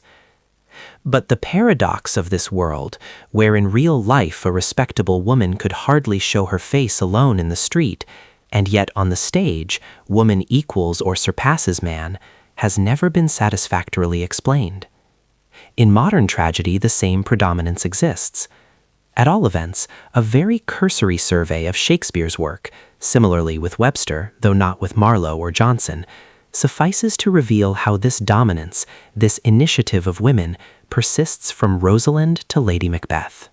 So too in Racine, 6 of his tragedies bear their heroines' names, and what male characters of his shall we set against Hermione and Andromaque, Berenice and Roxane, Phèdre and Athalie? So again with Ibsen. What men shall we match with Solveig and Nora, Haida and Hilda Wangle, and Rebecca West? F. L. Lucas, Tragedy, pages 114-15. A very queer composite being thus emerges. Imaginatively, she is of the highest importance. Practically, she is completely insignificant. She pervades poetry from cover to cover. She is all but absent from history. She dominates the lives of kings and conquerors in fiction. In fact, she was the slave of any boy whose parents forced a ring upon her finger. Some of the most inspired words, some of the most profound thoughts in literature fall from her lips. In real life, she could hardly read, could scarcely spell, and was the property of her husband. It was certainly an odd monster, that one. made up by reading the historians first and the poets afterwards. A worm winged like an eagle, the spirit of life and beauty, in a kitchen chopping up suet. But these monsters, however amusing to the imagination, have no existence in fact. Mrs. Martin, aged 36, dressed in blue, wearing a black hat and brown shoes, but not losing sight of fiction either, that she is a vessel in which all sorts of spirits and forces are coursing and flashing perpetually. The moment, however, that one tries this method with the Elizabethan woman, one branch of illumination fails. One is held up by the scarcity of facts. One knows nothing detailed, nothing perfectly true and substantial about her. History scarcely mentions her. And I turned to Professor Trevelyan again to see what history meant to him. I found by looking at his chapter headings that it meant the manor court and the methods of open field agriculture, the Cistercians and sheep farming, the Crusades, the university, the House of Commons, the 100 Years' War, the Wars of the Roses, the Renaissance scholars, the dissolution of the monasteries, agrarian and religious strife, the origin of English sea power, the Armada, and so on. Occasionally an individual woman is mentioned, an Elizabeth or a Mary, a queen or a great lady. But by no possible means could middle-class women with nothing but brains and character at their command have taken part in any one of the great movements which, brought together, constitute the historian's view of the past. Nor shall we find her in collection of anecdotes. Aubrey hardly mentions her. She never writes her own life and scarcely keeps a diary. There are only a handful of her letters in existence. She left no plays or poems by which we can judge her. What one wants, I thought, and why does not some brilliant student at Newnham or Girton supply it, is a mass of information. At what age did she marry? How many children had she as a rule? What was her house like? Had she a room to herself? Did she do the cooking? Would she be likely to have a servant? All these facts lie somewhere, presumably, in parish registers and account books. The life of the average Elizabethan woman must be scattered about somewhere, could one collect it and make a book of it. It would be ambitious beyond my daring, I thought, looking about the shelves for books that were not there, to suggest to the students of those famous colleges that they should rewrite history, though I own that it often seems a little queer as it is, unreal, lopsided. But why should they not add a supplement to history, calling it, of course, by some inconspicuous name, so that women might figure there without impropriety? For one often catches a glimpse of them in the lives of the great, whisking away into the background, concealing, I sometimes think, a wink, a laugh, perhaps a tear. And after all, we have lives enough of Jane Austen. It scarcely seems necessary to consider again the influence of the tragedies of Joanna Baillie upon the poetry of Edgar Allan Poe. As for myself, I should not mind if the homes and haunts of Mary Russell Mitford were closed to the public for a century at least. But what I find deplorable, I continued, looking about the bookshelves again, is that nothing is known about women before the 18th century. I have no model in my mind to turn about this way and that. Here am I asking why women did not write poetry in the Elizabethan age, and I am not sure how they were educated, whether they were taught to write, whether they had sitting rooms to themselves, how many women had children before they were 21, what, in short, they did from 8 in the morning till 8 at night. They had no money, evidently. According to Professor Trevelyan, they were married whether they liked it or not before they were out of the nursery, at 15 or 16 very likely. It would have been extremely odd, even upon this showing, had one of them suddenly written the plays of Shakespeare, I concluded, and I thought of that old gentleman, who is dead now but was a bishop, I think, who declared that it was impossible for any woman, past, present, or to come, to have the genius of Shakespeare. He wrote to the papers about it. He also told a lady who applied to him for information that cats do not, as a matter of fact, go to heaven, though they have, he added, souls of a sort. How much thinking those old gentlemen used to save one! How the borders of ignorance shrank back at their approach! Cats do not go to heaven. Women cannot write the plays of Shakespeare. Be that as it may, I could not help thinking, as I looked at the works of Shakespeare on the shelf, that the bishop was right at least in this. It would have been impossible, completely and entirely, for any woman to have written the plays of Shakespeare in the age of Shakespeare. Let me imagine, since facts are so hard to come by, what would have happened had Shakespeare had a wonderfully gifted sister, called Judith, let us say. Shakespeare himself went, very probably, his mother was an heiress, to the grammar school, where he may have learnt Latin, Ovid, Virgil, and Horace, and the elements of grammar and logic. He was, it is well known, a wild boy, who poached rabbits, perhaps shot a deer, and had rather sooner than he should have done to marry a woman in the neighborhood, who bore him a child rather quicker than was right. That escapade sent him to seek his fortune in London. He had, it seemed, a taste for the theater. He began by holding horses at the stage door. Very soon he got work in the theater, became a successful actor, and lived at the hub of the universe, meeting everybody, knowing everybody, practicing his art on the boards, exercising his wits in the streets, and even getting access to the palace of the Queen. Meanwhile, his extraordinarily gifted sister, let us suppose, remained at home. She was as adventurous, as imaginative, as agog to see the world as he was, but she was not sent to school. She had no chance of learning grammar and logic, let alone of reading Horace and Virgil. She picked up a book now and then, one of her brothers perhaps, and read a few pages. But then her parents came in and told her to mend the stockings or mind the stew and not moon about with books and papers. They would have spoken sharply but kindly, for they were substantial people who knew the conditions of life for a woman and loved their daughter. Indeed, more likely than not, she was the apple of her father's eye. Perhaps she scribbled some pages up in an apple loft on the sly, but was careful to hide them or set fire to them. Soon, however, before she was out of her teens, she was to be betrothed to the son of a neighboring wool stapler. She cried out that marriage was hateful to her, and for that she was severely beaten by her father. Then he ceased to scold her. He begged her instead not to hurt him, not to shame him in this matter of her marriage. He would give her a chain of beads or a fine petticoat, he said, and there were tears in his eyes. How could she disobey him? How could she break his heart? The force of her own gift alone drove her to it. She made up a small parcel of her belongings, let herself down by a rope one summer's night, and took the road to London. She was not 17. The birds that sang in the hedge were not more musical than she was. She had the quickest fancy, a gift like her brother's for the tune of words. Like him, she had a taste for the theater. She stood at the stage door. She wanted to act, she said. Men laughed in her face.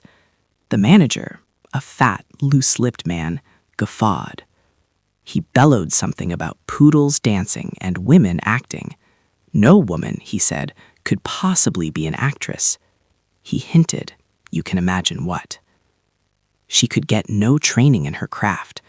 Could she even seek her dinner in a tavern or roam the streets at midnight? Yet her genius was for fiction, and lusted to feed abundantly upon the lives of men and women and the study of their ways. At last, for she was very young, oddly like Shakespeare the poet in her face, with the same gray eyes and rounded brows, at last Nick Green, the actor-manager, took pity on her. She found herself with child by that gentleman, and so, who shall measure the heat and violence of the poet's heart when caught and tangled in a woman's body? Killed herself one winter's night, and lies buried at some crossroads where the omnibuses now stop outside the Elephant and Castle. That, more or less, is how the story would run, I think, if a woman in Shakespeare's day had had Shakespeare's genius. But for my part, I agree with the deceased bishop, if such he was. It is unthinkable that any woman in Shakespeare's day should have had Shakespeare's genius. For genius like Shakespeare's is not born among laboring, uneducated, servile people.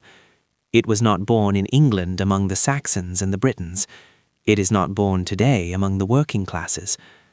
How then could it have been born among women whose work began, according to Professor Trevelyan, almost before they were out of the nursery, who were forced to it by their parents and held to it by all the power of law and custom? Yet genius of a sort must have existed among women, as it must have existed among the working classes. Now and again an Emily Bronte or a Robert Burns blazes out and proves its presence, but certainly it never got itself onto paper.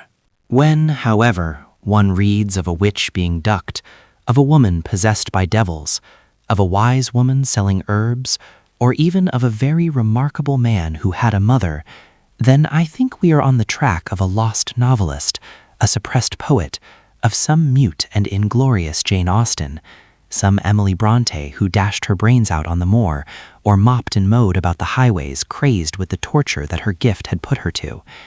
Indeed, I would venture to guess that Anon, who wrote so many poems without singing them, was often a woman. It was a woman, Edward Fitzgerald, I think, suggested, who made the ballads and the folk songs, crooning them to her children, beguiling her spinning with them, or the length of the winter's night. This may be true, or it may be false, who can say?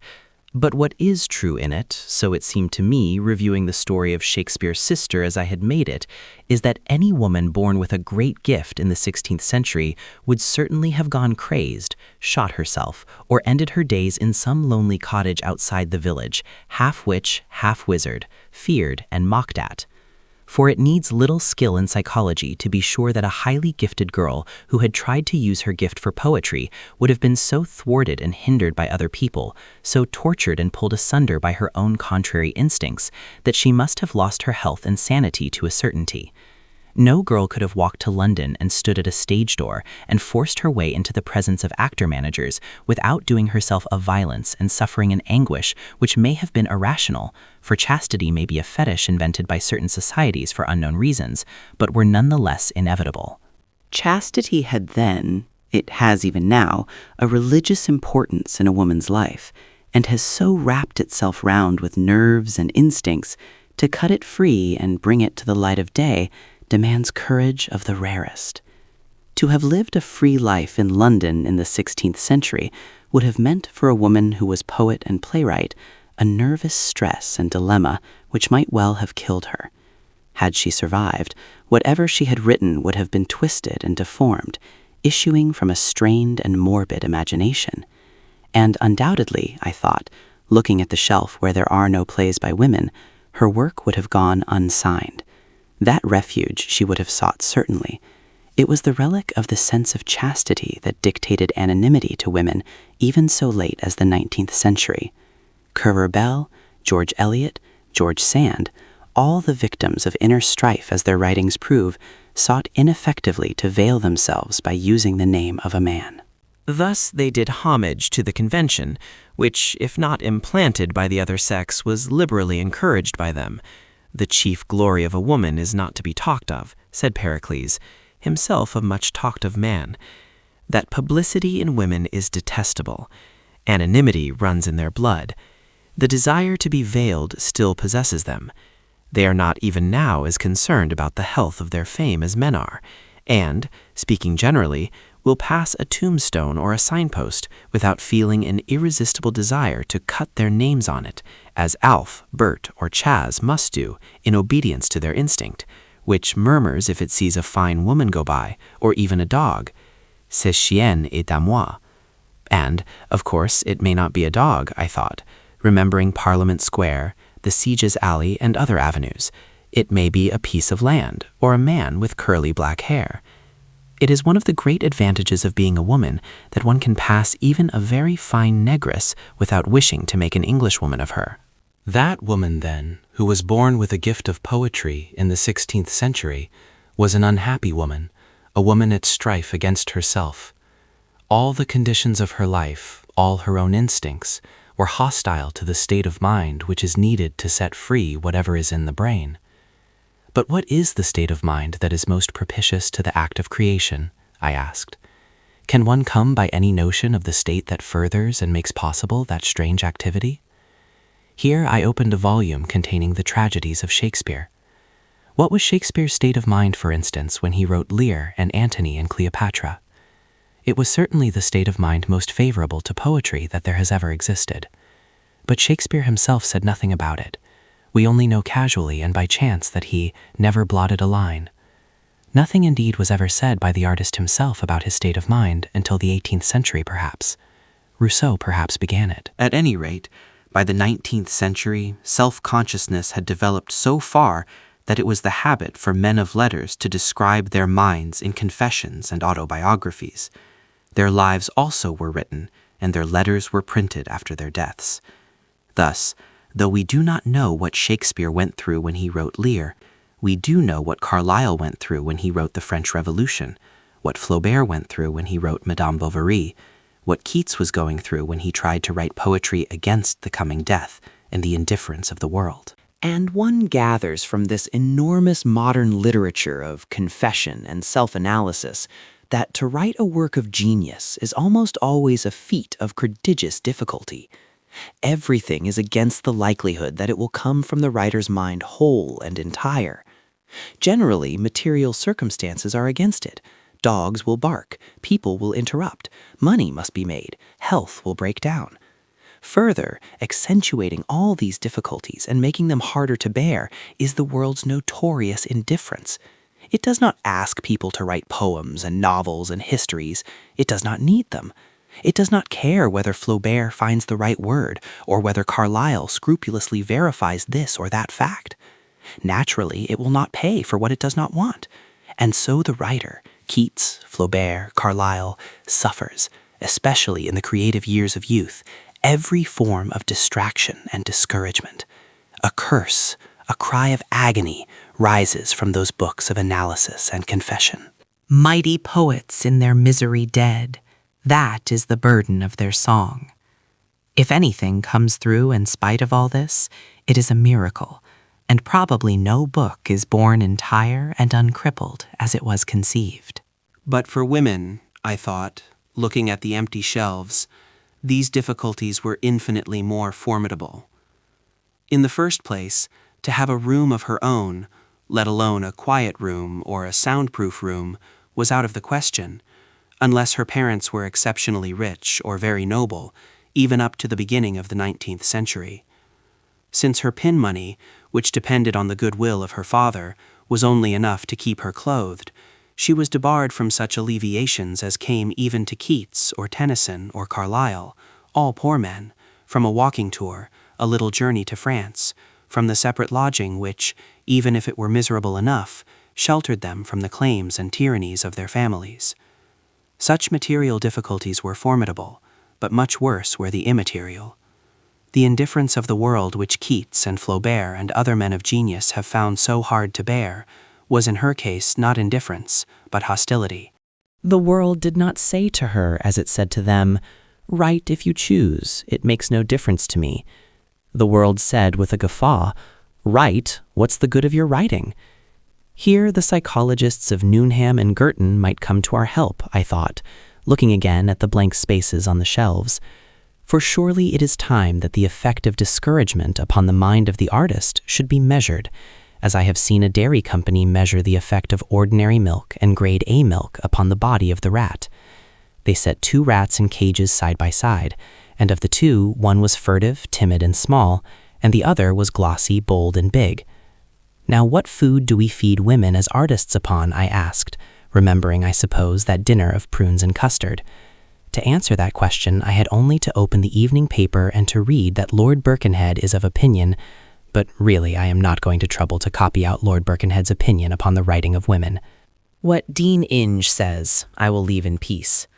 The Harley Street specialist may be allowed to rouse the echoes of Harley Street with his vociferations without raising a hair on my head. I will quote, however, Mr. Oscar Browning, because Mr. Oscar Browning was a great figure in Cambridge at one time and used to examine the students at Girton and Newnham.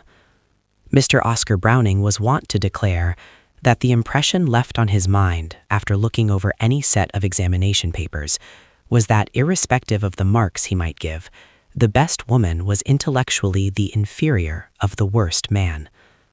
After saying that, Mr. Browning went back to his rooms, and it is this sequel that endears him and makes him a human figure of some bulk and majesty.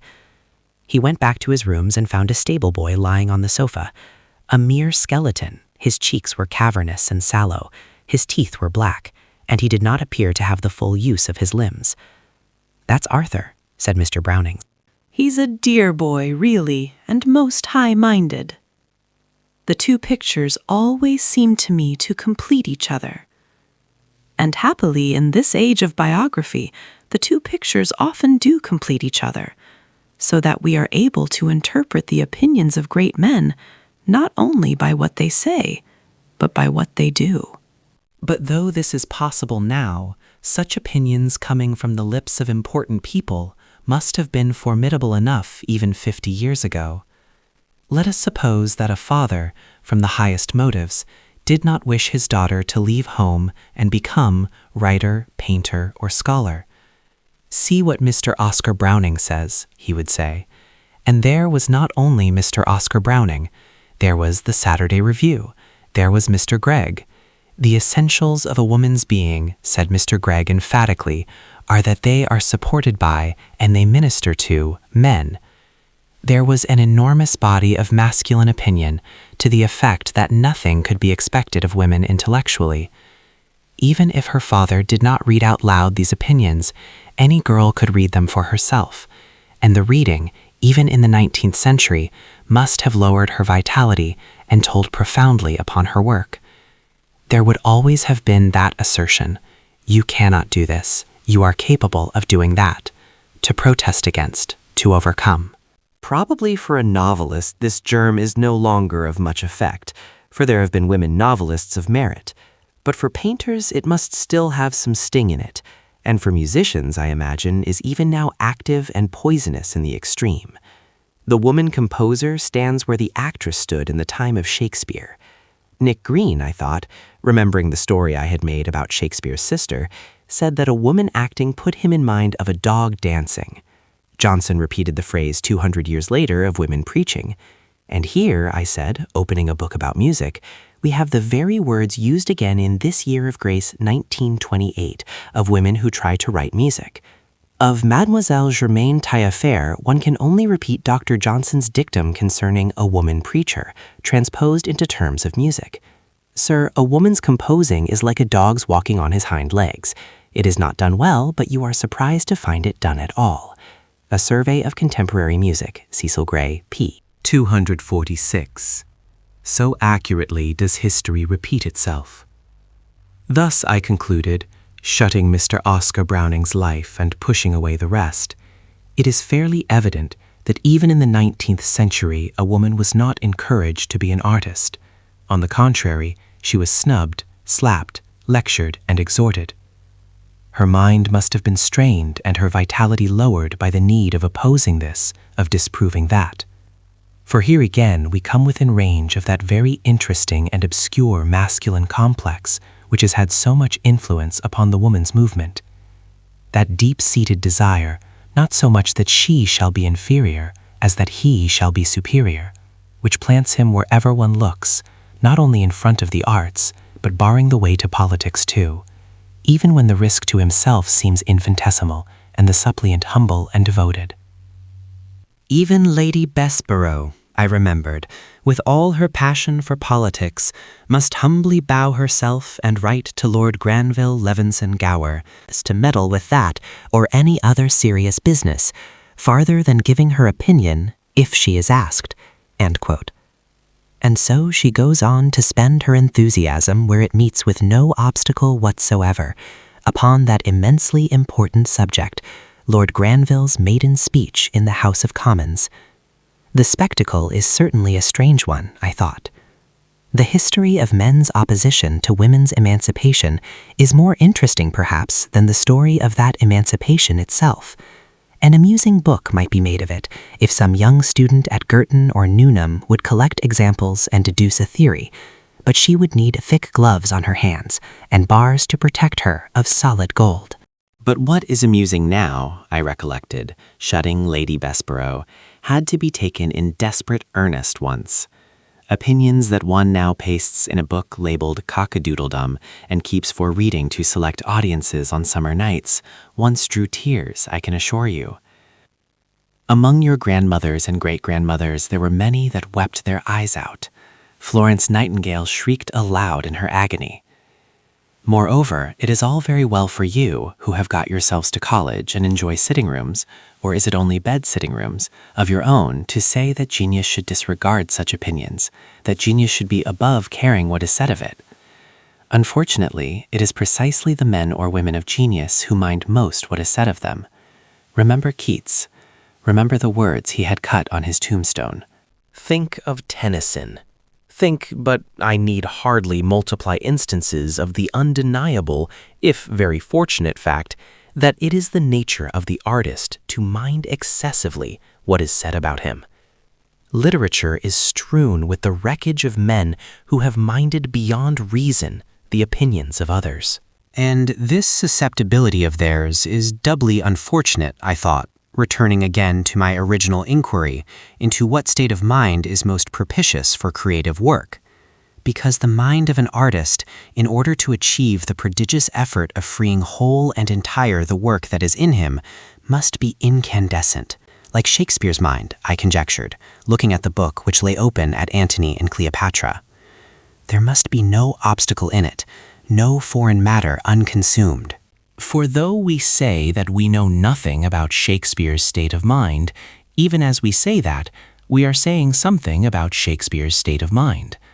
The reason perhaps why we know so little of Shakespeare, compared with Donne or Ben Jonson or Milton, is that his grudges and spites and antipathies are hidden from us. We are not held up by some revelation which reminds us of the writer. All desire to protest, to preach, to proclaim an injury, to pay off a score, to make the world the witness of some hardship or grievance, was fired out of him and consumed. Therefore his poetry flows from him free and unimpeded. If ever a human being got his work expressed completely, it was Shakespeare. If ever a mind was incandescent, unimpeded, I thought, turning again to the bookcase, it was Shakespeare's mind. Chapter 4. That one would find any woman in that state of mind in the 16th century was obviously impossible.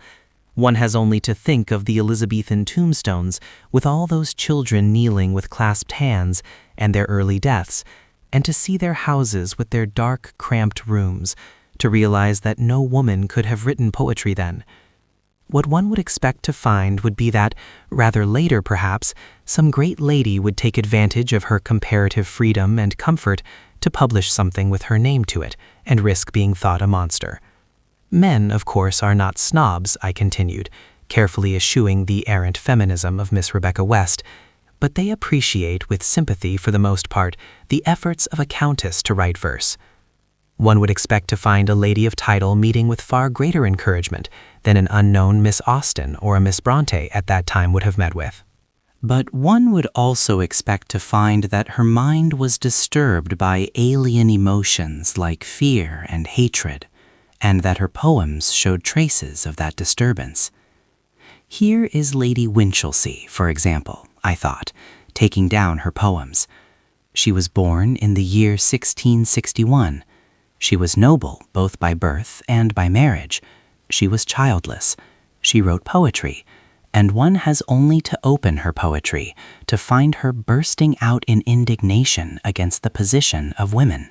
How we are fallen by mistaken rules and educations more than nature's fools, debarred from all improvements of the mind, and to be dull, expected, and designed.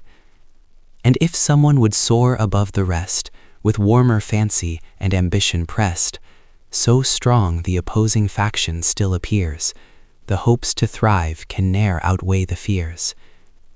Clearly her mind has by no means consumed all impediments and become incandescent.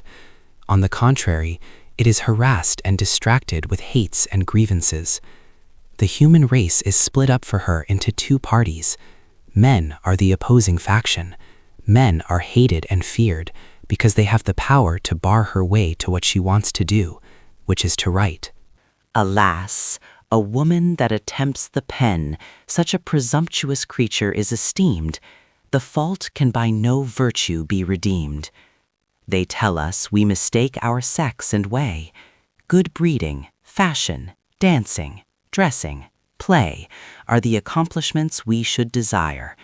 To write or read or think or to inquire would cloud our beauty and exhaust our time and interrupt the conquests of our prime. Whilst the dull manage of a servile house is held by some our utmost art and use. Indeed, she has to encourage herself to write, by supposing that what she writes will never be published, to soothe herself with the sad chant. To some few friends and to thy sorrows sing, for groves of laurel thou wert never meant. Be dark enough thy shades, and be thou there content. Yet it is clear that could she have freed her mind from hate and fear, and not heaped it with bitterness and resentment, the fire was hot within her. Now and again words issue of pure poetry, nor will in fading silks compose faintly the inimitable rose. They are rightly praised by Mr. Murray, and Pope, it is thought, remembered and appropriated those others. Now the jonquil overcomes the feeble brain, we faint beneath the aromatic pain. It was 1,000 pities that the woman who could write like that, whose mind was tuned to nature and reflection, should have been forced to anger and bitterness. But how could she have helped herself, I asked, imagining the sneers and the laughter, the adulation of the toadies, the skepticism of the professional poet.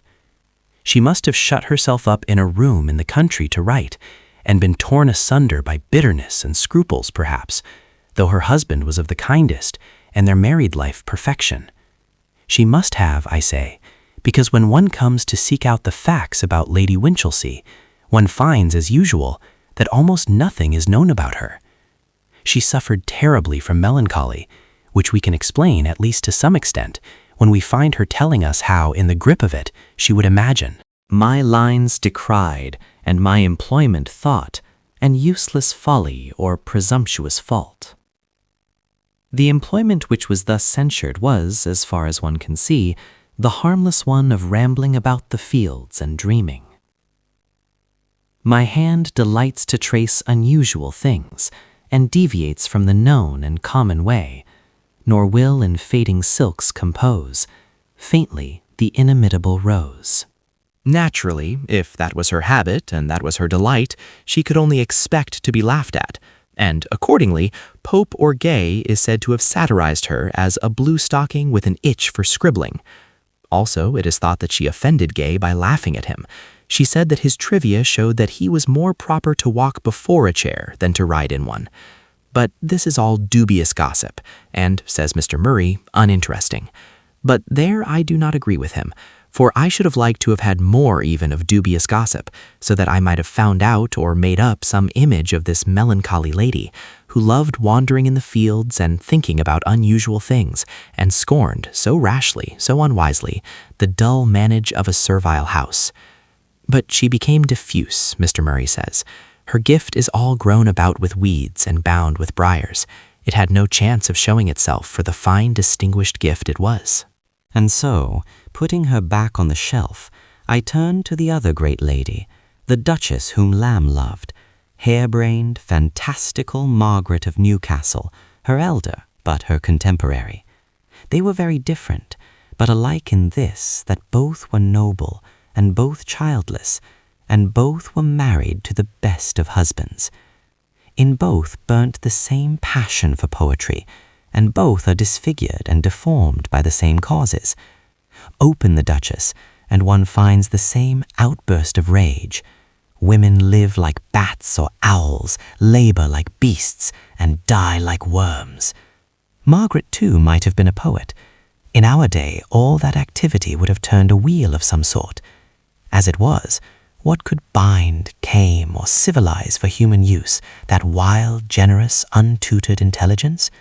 It poured itself out, higgledy-piggledy, in torrents of rhyme and prose, poetry and philosophy, which stand congealed in quartos and folios that nobody ever reads. She should have had a microscope put in her hand. She should have been taught to look at the stars and reason scientifically. Her wits were turned with solitude and freedom. No one checked her. No one taught her. The professors fawned on her. At court, they jeered at her.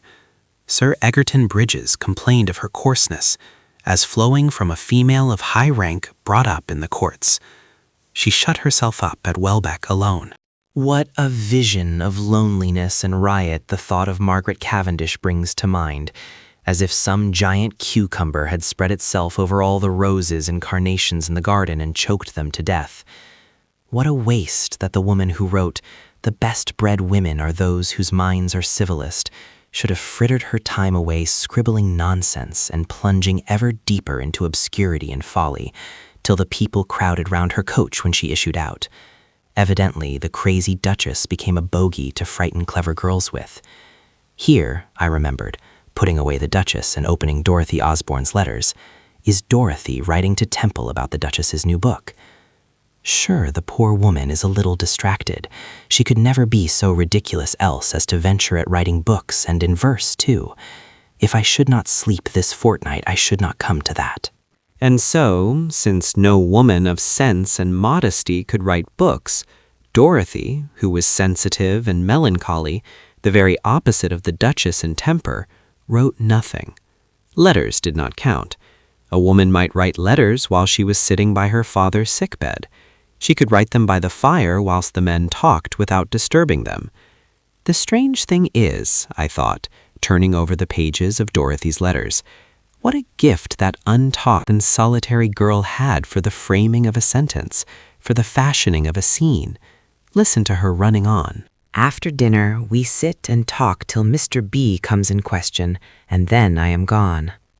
The heat of the day is spent in reading or working, and about 6 or 7 o'clock I walk out into a common that lies hard by the house, where a great many young wenches keep sheep and cows, and sit in the shades singing of ballads.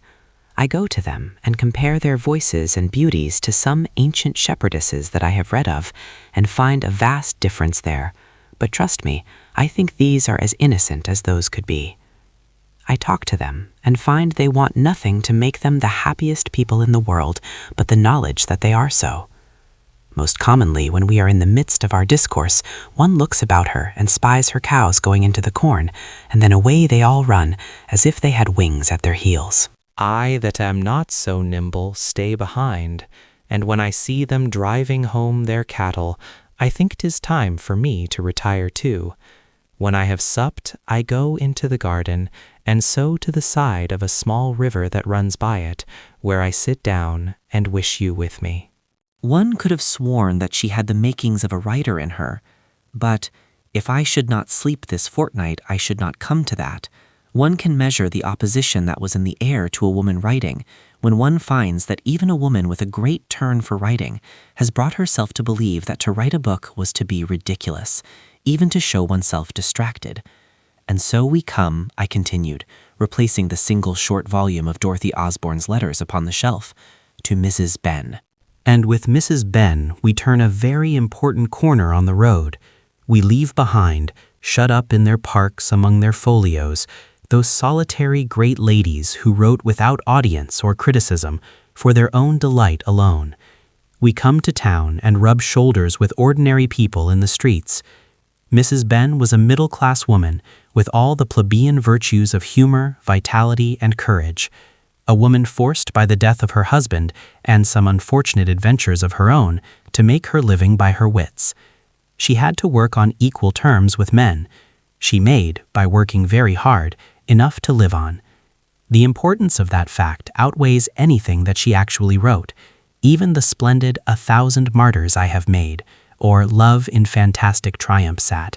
For here begins the freedom of the mind, or rather the possibility that in the course of time the mind will be free to write what it likes. For now that Aphra Ben had done it, girls could go to their parents and say, "You need not give me an allowance. I can make money by my pen." Of course, the answer for many years to come was, yes, by living the life of Aphra Ben. Death would be better, and the door was slammed faster than ever.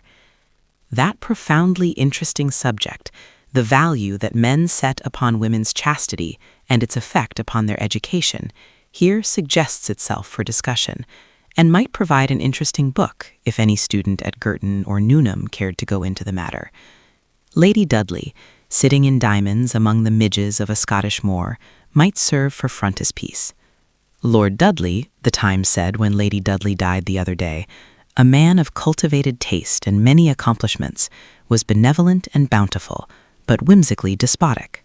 He insisted upon his wife's wearing full dress even at the remotest shooting lodge in the Highlands. He loaded her with gorgeous jewels and so on.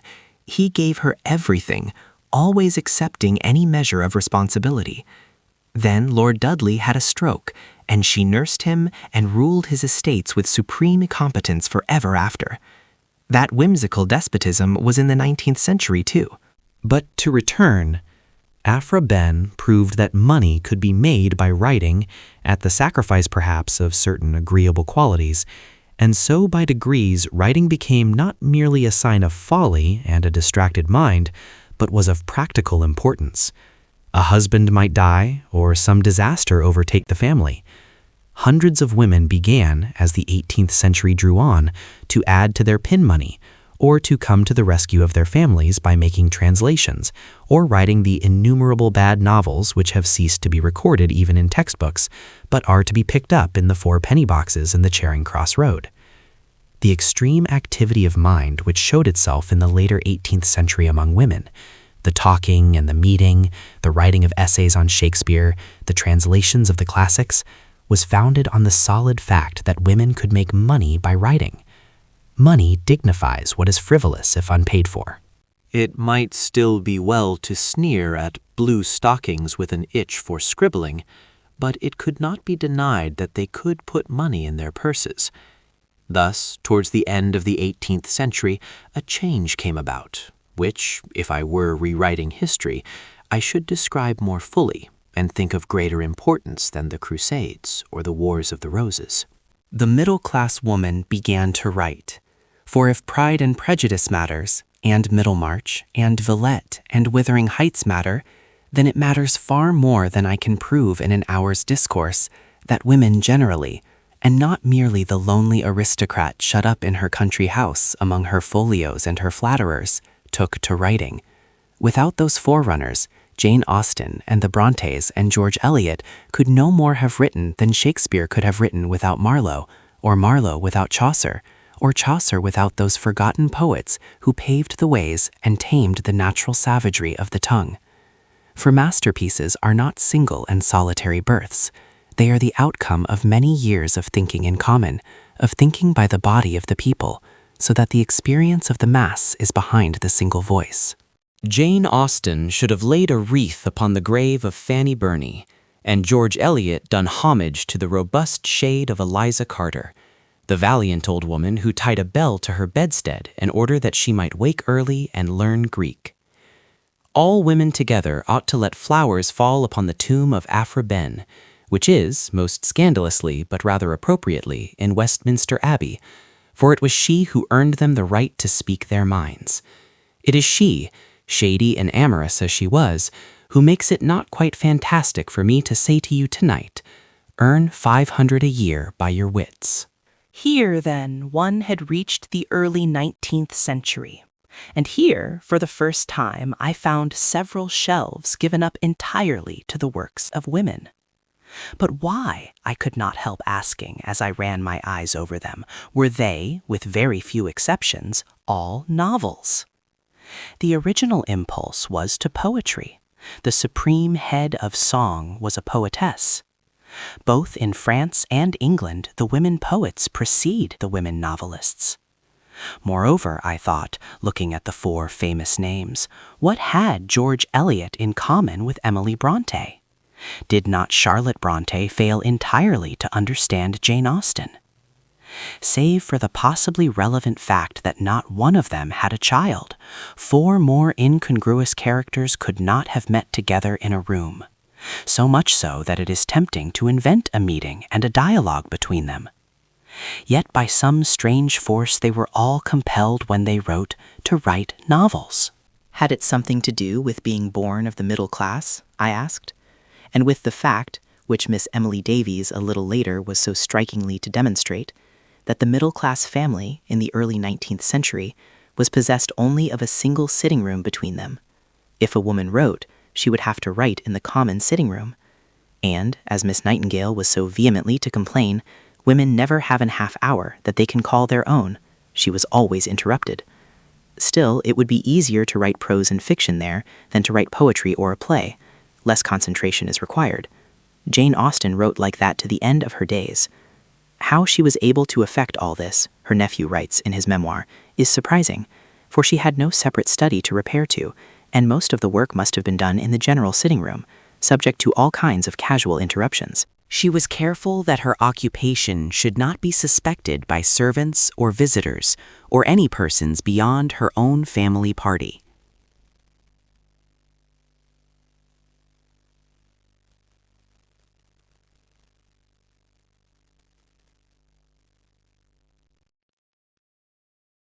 Jane Austen hid her manuscripts or covered them with a piece of blotting paper. Then again, all the literary training that a woman had in the early 19th century was training in the observation of character, in the analysis of emotion. Her sensibility had been educated for centuries by the influences of the common sitting room. People's feelings were impressed on her. Personal relations were always before her eyes. Therefore, when the middle-class woman took to writing, she naturally wrote novels, even though, as seems evident enough, 2 of the 4 famous women here named were not by nature novelists. Emily Bronte should have written poetic plays. The overflow of George Eliot's capacious mind should have spread itself when the creative impulse was spent upon history or biography. They wrote novels, however. One may even go further, I said, taking Pride and Prejudice from the shelf, and say that they wrote good novels. Without boasting or giving pain to the opposite sex, one may say that Pride and Prejudice is a good book. At any rate, one would not have been ashamed to have been caught in the act of writing Pride and Prejudice. Yet Jane Austen was glad that a hinge creaked so that she might hide her manuscript before anyone came in. To Jane Austen, there was something discreditable in writing Pride and Prejudice. And, I wondered, would Pride and Prejudice have been a better novel if Jane Austen had not thought it necessary to hide her manuscript from visitors? I read a page or 2 to see, but I could not find any signs that her circumstances had harmed her work in the slightest. That perhaps was the chief miracle about it. Here was a woman about the year 1800, writing without hate, without bitterness, without fear, without protest, without preaching. That was how Shakespeare wrote, I thought, looking at Antony and Cleopatra. And when people compare Shakespeare and Jane Austen, they may mean that the minds of both had consumed all impediments. And for that reason, we do not know Jane Austen, and we do not know Shakespeare. And for that reason, Jane Austen pervades every word that she wrote, and so to Shakespeare. If Jane Austen suffered in any way from her circumstances, it was in the narrowness of life that was imposed upon her. It was impossible for a woman to go about alone. She never traveled, she never drove through London in an omnibus or had luncheon in a shop by herself. But perhaps it was the nature of Jane Austen not to want what she had not. Her gift and her circumstances matched each other completely. But I doubt whether that was true of Charlotte Bronte, I said, opening Jane Eyre and laying it beside Pride and Prejudice. I opened it at chapter 12, and my eye was caught by the phrase, "Anybody may blame me who likes." What were they blaming Charlotte Bronte for, I wondered. And I read how Jane Eyre used to go up onto the roof when Mrs. Fairfax was making jellies and looked over the fields at the distant view. And then she longed, and it was for this that they blamed her, that, "Then I longed for a power of vision which might overpass that limit, which might reach the busy world, towns, regions full of life I had heard of but never seen. That then I desired more of practical experience than I possessed, more of intercourse with my kind, of acquaintance with variety of character than was here within my reach. I valued what was good in Mrs. Fairfax, and what was good in Adele, but I believed in the existence of other and more vivid kinds of goodness, and what I believed in I wished to behold. Who blames me? Many, no doubt, and I shall be called discontented. I could not help it. The restlessness was in my nature. It agitated me to pain sometimes. It is vain to say human beings ought to be satisfied with tranquility. They must have action, and they will make it if they cannot find it. Millions are condemned to a stiller doom than mine, and millions are in silent revolt against their lot. Nobody knows how many rebellions ferment in the masses of life which people earth. Women are supposed to be very calm generally, but women feel just as men feel. They need exercise for their faculties and a field for their efforts as much as their brothers do.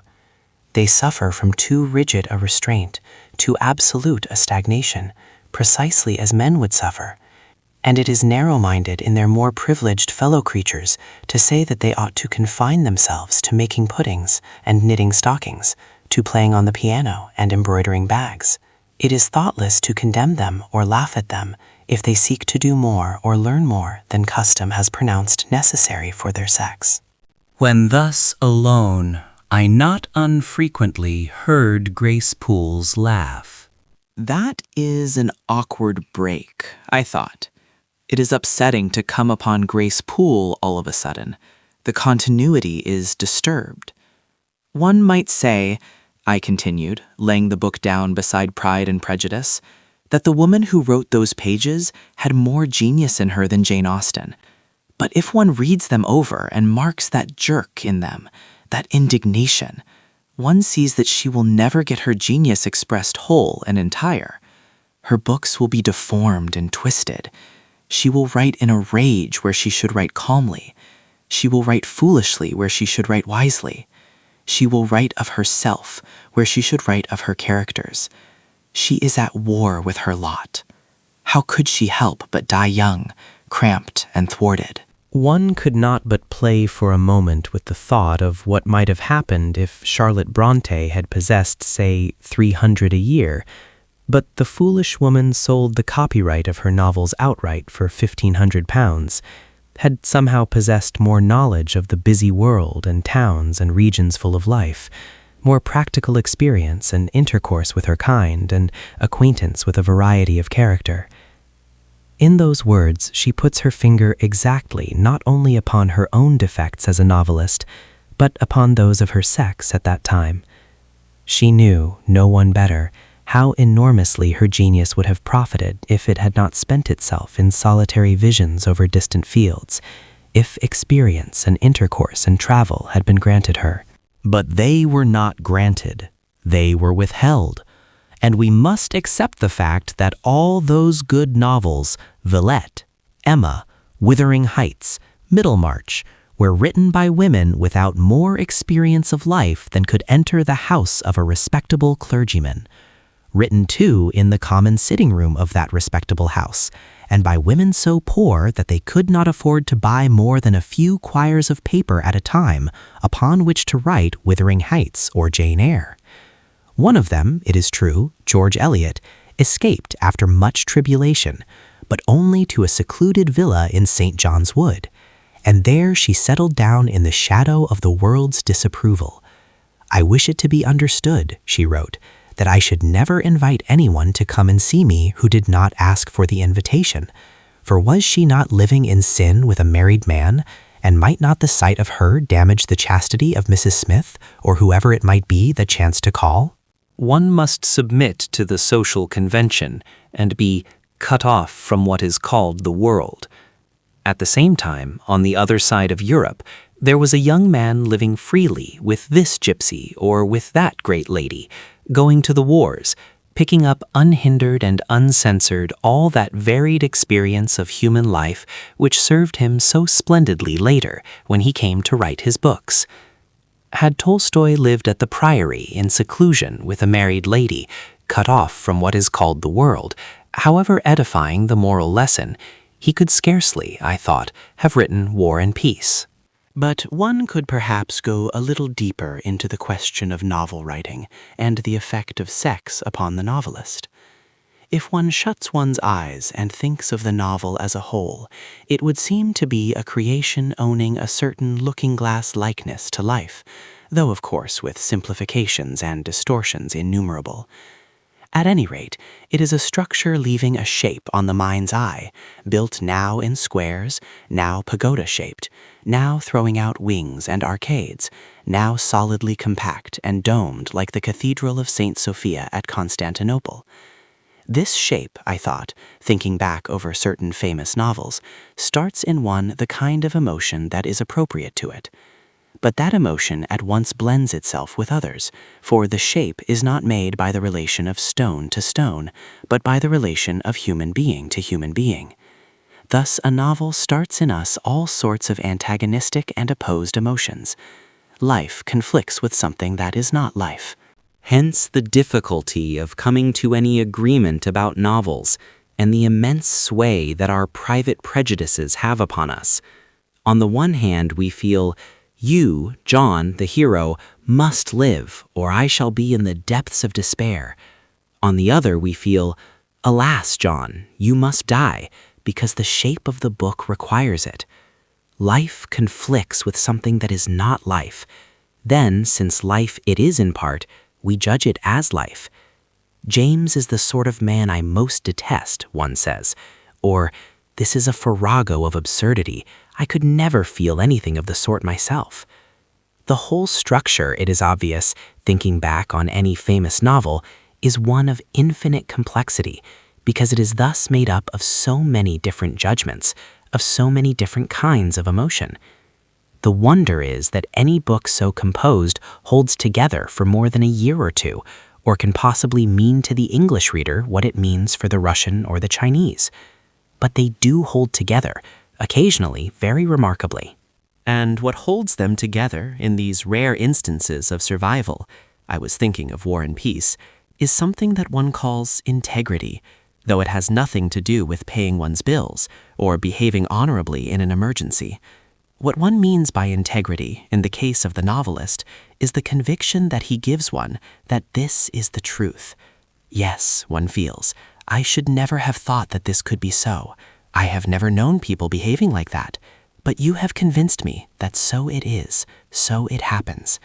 One holds every phrase, every scene to the light as one reads, for nature seems, very oddly, to have provided us with an inner light by which to judge of the novelist's integrity or disintegrity. Or perhaps it is rather that nature, in her most irrational mood, has traced in invisible ink on the walls of the mind a premonition which these great artists confirm, a sketch which only needs to be held to the fire of genius to become visible. When one so exposes it and sees it come to life, one exclaims in rapture, "But this is what I have always felt and known and desired," and one boils over with excitement, and, shutting the book, even with a kind of reverence as it were something very precious, a standby to return to as long as one lives, one puts it back on the shelf, I said, taking War and Peace and putting it back in its place. If, on the other hand, these poor sentences that one takes and tests rouse first a quick and eager response with their bright coloring and their dashing gestures, but there they stop.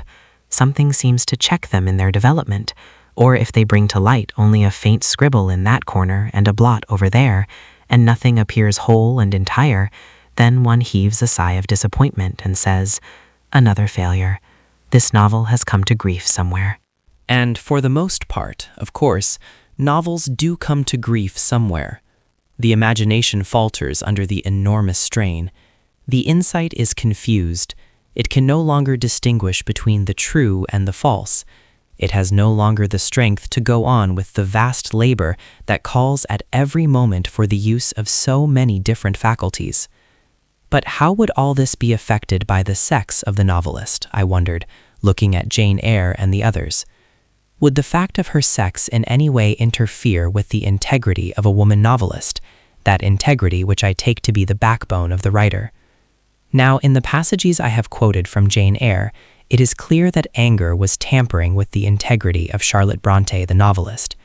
She left her story, to which her entire devotion was due, to attend to some personal grievance.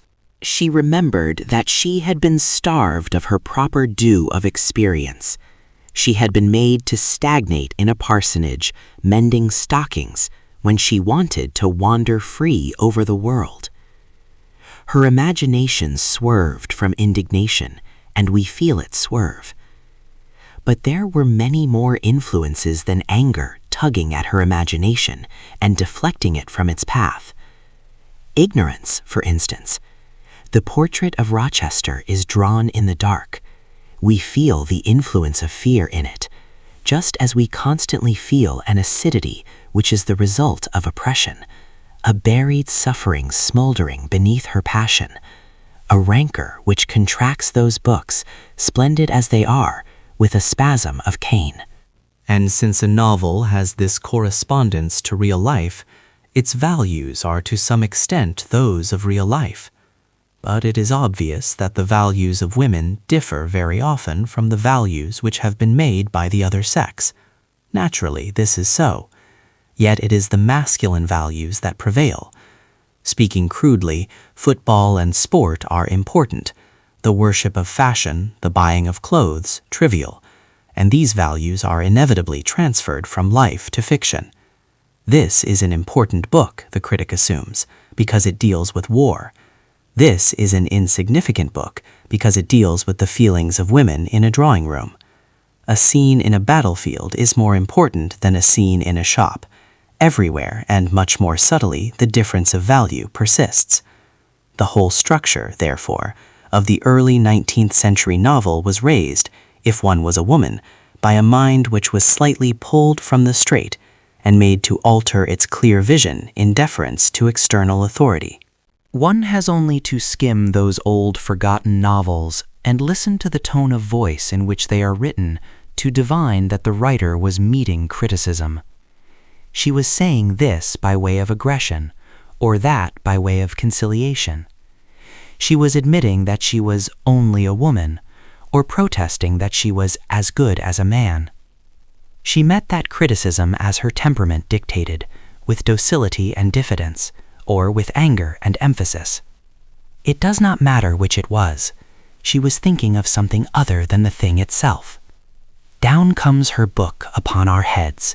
There was a flaw in the center of it. And I thought of all the women's novels that lie scattered, like small pockmarked apples in an orchard, about the second-hand bookshops of London. It was the flaw in the center that had rotted them. She had altered her values in deference to the opinion of others. But how impossible it must have been for them not to budge either to the right or to the left. What genius, what integrity it must have required in face of all that criticism, in the midst of that purely patriarchal society, to hold fast to the thing as they saw it, without shrinking. Only Jane Austen did it, and Emily Bronte. It is another feather, perhaps the finest, in their caps. They wrote as women write, not as men write. Of all the 1,000 women who wrote novels then, they alone entirely ignored the perpetual admonitions of the eternal pedagogue. Write this, think that. They alone were deaf to that persistent voice, now grumbling, now patronizing, now domineering, now grieved, now shocked, now angry, now avuncular, that voice which cannot let women alone, but must be at them, like some too conscientious governess, adjuring them, like Sir Egerton Bryges, to be refined, dragging even into the criticism of poetry, criticism of sex, admonishing them if they would be good and win, as I suppose, some shiny prize, to keep within certain limits which the gentleman in question thinks suitable. Quote, female novelists should only aspire to excellence by courageously acknowledging the limitations of their sex. That puts the matter in a nutshell. And when I tell you, rather to your surprise, that this sentence was written not in August 1828, but in August 1928, you will agree, I think, that however delightful it is to us now, it represents a vast body of opinion. I am not going to steer those old pools. I take only what chance has floated to my feet. That was far more vigorous and far more vocal a century ago. It would have needed a very stalwart young woman in 1828 to disregard all those snubs and chidings and promises of prizes. One must have been something of a firebrand to say to oneself, "Oh, but they can't buy literature too. Literature is open to everybody. I refuse to allow you, beetle though you are, to turn me off the grass. Lock up your libraries if you like, but there is no gate, no lock, no bolt that you can set upon the freedom of my mind." She has a metaphysical purpose, and that is a dangerous obsession, especially with a woman, for women rarely possess men's healthy love of rhetoric. It is a strange lack in the sex, which is in other things more primitive and more materialistic. New Criterion, June 1928. If, like the reporter, you believe that female novelists should only aspire to excellence by courageously acknowledging the limitations of their sex, Jane Austen has demonstrated how gracefully this gesture can be accomplished. Life and Letters, August 1928. But whatever effect discouragement and criticism had upon their writing, and I believe that they had a very great effect, that was unimportant compared with the other difficulty which faced them. I was still considering those early 19th century novelists when they came to set their thoughts on paper. That is, that they had no tradition behind them, or one so short and partial that it was of little help. For we think back through our mothers if we are women. It is useless to go to the great men writers for help, however much one may go to them for pleasure. Lamb, Brown, Thackeray, Newman, Sterne, Dickens, De Quincey, whoever it may be, never helped a woman yet, though she may have learned a few tricks of them and adapted them to her use. The weight, the pace, the stride of a man's mind are too unlike her own for her to lift anything substantial from him successfully. The ape is too distant to be sedulous. Perhaps the first thing she would find, setting pen to paper, was that there was no common sentence ready for her use. All the great novelists, like Thackeray and Dickens and Balzac, have written a natural prose, swift but not slovenly, expressive but not precious, taking their own tint without ceasing to be common property. They have based it on the sentence that was current at the time. The sentence that was current at the beginning of the 19th century ran something like this, perhaps. The grandeur of their works was an argument with them not to stop short, but to proceed. They could have no higher excitement or satisfaction than in the exercise of their art and endless generations of truth and beauty. Success prompts to exertion, and habit facilitates success. That is a man's sentence. Behind it one can see Johnson, Gibbon, and the rest. It was a sentence that was unsuited for a woman's use. Charlotte Brontë, with all her splendid gift for prose, stumbled and fell with that clumsy weapon in her hands. George Eliot committed atrocities with it that beggar description. Jane Austen looked at it and laughed at it and devised a perfectly natural, shapely sentence proper for her own use, and never departed from it. Thus, with less genius for writing than Charlotte Brontë, she got infinitely more said. Indeed, since freedom and fullness of expression are of the essence of the art, such a lack of tradition, such a scarcity and inadequacy of tools, must have told enormously upon the writing of women. Moreover, a book is not made of sentences laid end to end, but of sentences built, if an image helps, into arcades or domes. And this shape too has been made by men out of their own needs for their own uses. There is no reason to think that the form of the epic or of the poetic play suit a woman any more than the sentence suits her. But all the older forms of literature were hardened and set by the time she became a writer. The novel alone was young enough to be soft in her hands. Another reason, perhaps, why she wrote novels. Yet, who shall say that even now, the novel, I give it inverted commas to mark my sense of the word's inadequacy, who shall say that even this most pliable of all forms is rightly shaped for her use? No doubt we shall find her knocking that into shape for herself when she has the free use of her limbs, and providing some new vehicle, not necessarily in verse, for the poetry in her.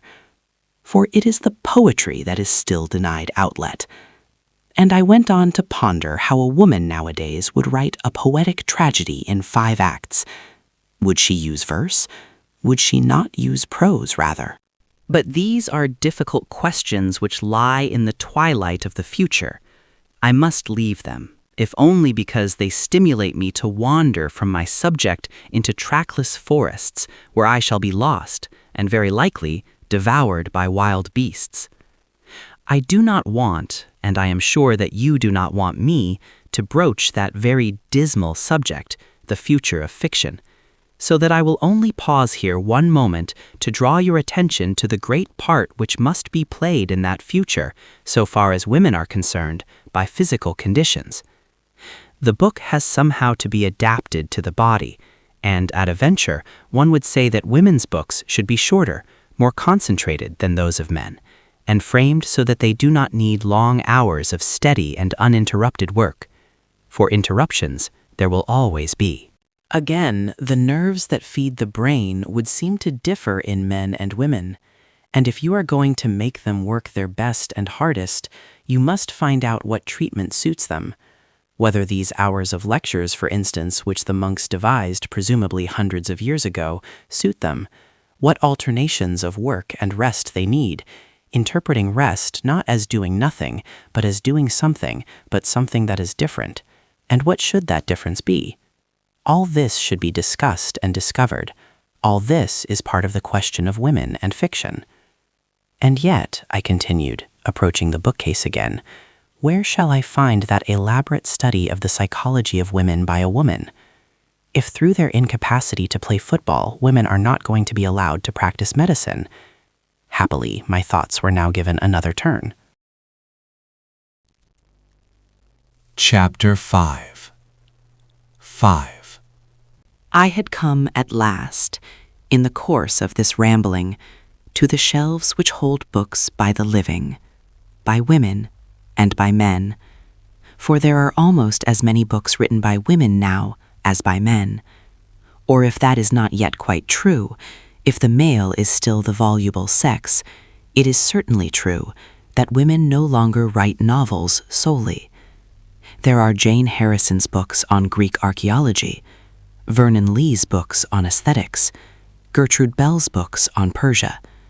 There are books on all sorts of subjects which a generation ago no woman could have touched. There are poems and plays and criticism. There are histories and biographies, books of travel and books of scholarship and research. There are even a few philosophies and books about science and economics. And though novels predominate, novels themselves may very well have changed from association with books of a different feather. The natural simplicity, the epic age of women's writing, may have gone. Reading and criticism may have given her a wider range, a greater subtlety. The impulse towards autobiography may be spent. She may be beginning to use writing as an art, not as a method of self-expression. Among these new novels, one might find an answer to several such questions. I took down one of them at random. It stood at the very end of the shelf, was called Life's Adventure, or some such title, by Mary Carmichael, and was published in this very month of October.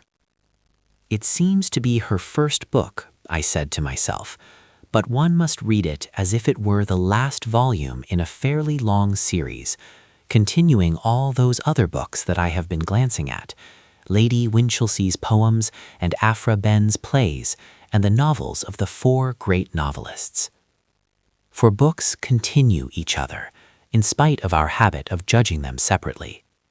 And I must also consider her, this unknown woman, as the descendant of all those other women whose circumstances I have been glancing at, and see what she inherits of their characteristics and restrictions. So, with a sigh, because novels so often provide an anodyne and not an antidote, glide one into torpid slumbers instead of rousing one with a burning brand, I settled down with a notebook and a pencil to make what I could of Mary Carmichael's first novel, Life's Adventure. To begin with, I ran my eye up and down the page. I am going to get the hang of her sentences first, I said, before I load my memory with blue eyes and brown, and the relationship that there may be between Chloe and Roger. There will be time for that when I have decided whether she has a pen in her hand or a pickaxe. So I tried a sentence or two on my tongue. Soon it was obvious that something was not quite in order. The smooth gliding of sentence after sentence was interrupted.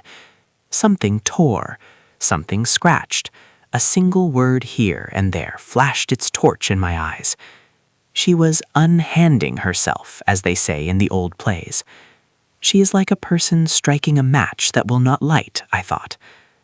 But why, I asked her, as if she were present, are Jane Austen's sentences not of the right shape for you? Must they all be scrapped because Emma and Mr. Woodhouse are dead?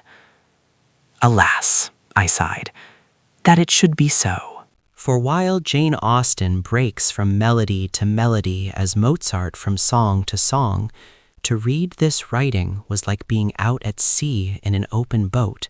Up one went, down one sank. This terseness, this short-windedness, might mean that she was afraid of something, afraid of being called sentimental, perhaps, or she remembers that women's writing has been called flowery and so provides a superfluity of thorns. But until I have read a scene with some care, I cannot be sure whether she is being herself or someone else. At any rate, she does not lower one's vitality, I thought, reading more carefully. But she is heaping up too many facts. She will not be able to use half of them in a book of this size. It was about half the length of Jane Eyre. However, by some means or other, she succeeded in getting us all, Roger, Chloe, Olivia, Tony, and Mr. Bingham, in a canoe up the river. Wait a moment, I said, leaning back in my chair. I must consider the whole thing more carefully before I go any further. I am almost sure, I said to myself, that Mary Carmichael is playing a trick on us. For I feel as one feels on a switchback railway, when the car, instead of sinking, as one has been led to expect, swerves up again. Mary is tampering with the expected sequence. First, she broke the sentence. Now she has broken the sequence. Very well, she has every right to do both these things if she does them not for the sake of breaking, but for the sake of creating. Which of the two it is, I cannot be sure until she has faced herself with a situation. I will give her every liberty, I said, to choose what that situation shall be. She shall make it of tin cans and old kettles if she likes, but she must convince me that she believes it to be a situation. And then when she has made it, she must face it. She must jump. And, determined to do my duty by her as reader, if she would do her duty by me as writer, I turned the page and read. I am sorry to break off so abruptly. Are there no men present? Do you promise me that behind that red curtain over there, the figure of Sir Charles Byron is not concealed? We are all women, you assure me? Then I may tell you that the very next words I read were these. Chloe liked Olivia. Do not start. Do not blush. Let us admit in the privacy of our own society that these things sometimes happen. Sometimes women do like women. Chloe liked Olivia, I read, and then it struck me how immense a change was there. Chloe liked Olivia perhaps for the first time in literature. Cleopatra did not like Octavia, and how completely Antony and Cleopatra would have been altered had she done so. As it is, I thought, letting my mind, I am afraid, wander a little from life's adventure, the whole thing is simplified, conventionalized, if one dared say it, absurdly. Cleopatra's only feeling about Octavia is one of jealousy. Is she taller than I am? How does she do her hair? The play, perhaps, required no more. But how interesting it would have been if the relationship between the two women had been more complicated. All these relationships between women, I thought, rapidly recalling the splendid gallery of fictitious women, are too simple. So much has been left out, unattempted. And I tried to remember any case in the course of my reading where two women are represented as friends. There is an attempt at it in Diana of the Crossways. They are confidants, of course, in Racine and the Greek tragedies. They are now and then mothers and daughters, but almost without exception, they are shown in their relation to men. It was strange to think that all the great women of fiction were, until Jane Austen's day, not only seen by the other sex, but seen only in relation to the other sex. And how small a part of a woman's life is that? And how little can a man know even of that, when he observes it through the black or rosy spectacles which sex puts upon his nose? Hence, perhaps, the peculiar nature of woman in fiction, the astonishing extremes of her beauty and horror, her alternations between heavenly goodness and hellish depravity. For so a lover would see her as his love rose or sank, was prosperous or unhappy. This is not so true of the 19th century novelists, of course. Woman becomes much more various and complicated there. Indeed, it was the desire to write about women, perhaps, that led men by degrees to abandon the poetic drama, which, with its violence, could make so little use of them, and to devise the novel as a more fitting receptacle. Even so, it remains obvious, even in the writing of Proust, that a man is terribly hampered and partial in his knowledge of women, as a woman in her knowledge of men. Also, I continued, looking down at the page again, it is becoming evident that women, like men, have other interests besides the perennial interests of domesticity. Chloe liked Olivia. They shared a laboratory together. I read on and discovered that these two young women were engaged in mincing liver, which is, it seems, a cure for pernicious anemia, although one of them was married and had, I think I am right in stating, 2 small children. Now, all that, of course, has had to be left out, and thus the splendid portrait of the fictitious woman is much too simple and much too monotonous. Suppose, for instance, that men were only represented in literature as the lovers of women, and were never the friends of men, soldiers, thinkers, dreamers. How few parts in the plays of Shakespeare could be allotted to them, how literature would suffer. We might perhaps have most of Othello, and a good deal of Antony, but no Caesar, no Brutus, no Hamlet, no Lear, no Jakes. Literature would be incredibly impoverished, as indeed literature is impoverished beyond our counting, by the doors that have been shut upon women. Married against their will, kept in one room and to one occupation, how could a dramatist give a full or interesting or truthful account of them? Love was the only possible interpreter.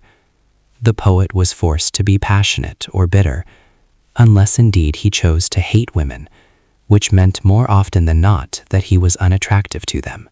Now, if Chloe likes Olivia, and they share a laboratory, which of itself will make their friendship more varied and lasting, because it will be less personal.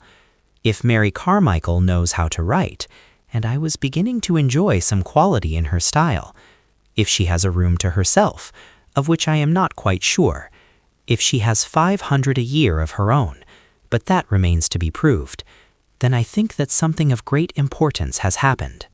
For if Chloe likes Olivia, and Mary Carmichael knows how to express it, she will light a torch in that vast chamber, where nobody has yet been.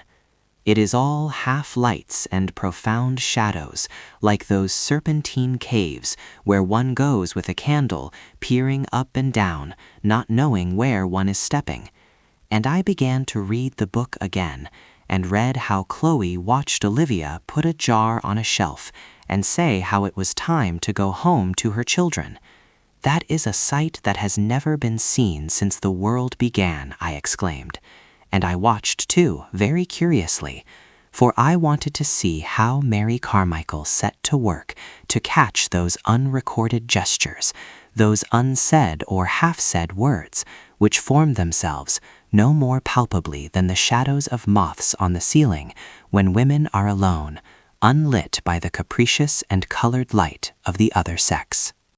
She will need to hold her breath, I said, reading on, if she is to do it, for women are so suspicious of any interest that has not some obvious motive behind it, so terribly accustomed to concealment and suppression, that they are off at the flicker of an eye turned observingly in their direction. The only way for you to do it, I thought, addressing Mary Carmichael as if she were there, would be to talk of something else, looking steadily out of the window, and thus note, not with a pencil in a notebook, but in the shortest of shorthand, in words that are hardly syllabled yet, what happens when Olivia, this organism that has been under the shadow of the rock these million years, feels the light fall on it, and sees coming her way a piece of strange food, knowledge, adventure, art. And she reaches out for it, I thought, again raising my eyes from the page, and has to devise some entirely new combination of her resources, so highly developed for other purposes, so as to absorb the new into the old, without disturbing the infinitely intricate and elaborate balance of the whole. But alas, I had done what I had determined not to do. I had slipped unthinkingly into praise of my own sex. Highly developed, infinitely intricate, such are undeniably terms of praise, and to praise one's own sex is always suspect, often silly. Moreover, in this case, how could one justify it? One could not go to the map and say, Columbus discovered America, and Columbus was a woman, or take an apple and remark, Newton discovered the laws of gravitation, and Newton was a woman, or look into the sky and say, aeroplanes are flying overhead, and aeroplanes were invented by women. There is no mark on the wall to measure the precise height of women. There are no yard measures, neatly divided into the fractions of an inch, that one can lay against the qualities of a good mother, or the devotion of a daughter, or the fidelity of a sister, or the capacity of a housekeeper. Few women even now have been graded at the universities. The great trials of the professions, army and navy, trade, politics, and diplomacy have hardly tested them. They remain, even at this moment, almost unclassified. But if I want to know all that a human being can tell me about Sir Hawley Butts, for instance, I have only to open Burke or Debrett, and I shall find that he took such and such a degree, owns a hall, has an heir, was secretary to a board, represented Great Britain in Canada, and has received a certain number of degrees, offices, medals, and other distinctions by which his merits are stamped upon him indelibly. Only Providence can know more about Sir Hawley Butts than that. When, therefore, I say highly developed, infinitely intricate of women, I am unable to verify my words either in Whitaker, Debrett, or the university calendar. In this predicament, what can I do? And I looked at the bookcase again. There were the biographies, Johnson and Goethe and Carlyle and Sterne and Cooper and Shelley and Voltaire and Browning and many others.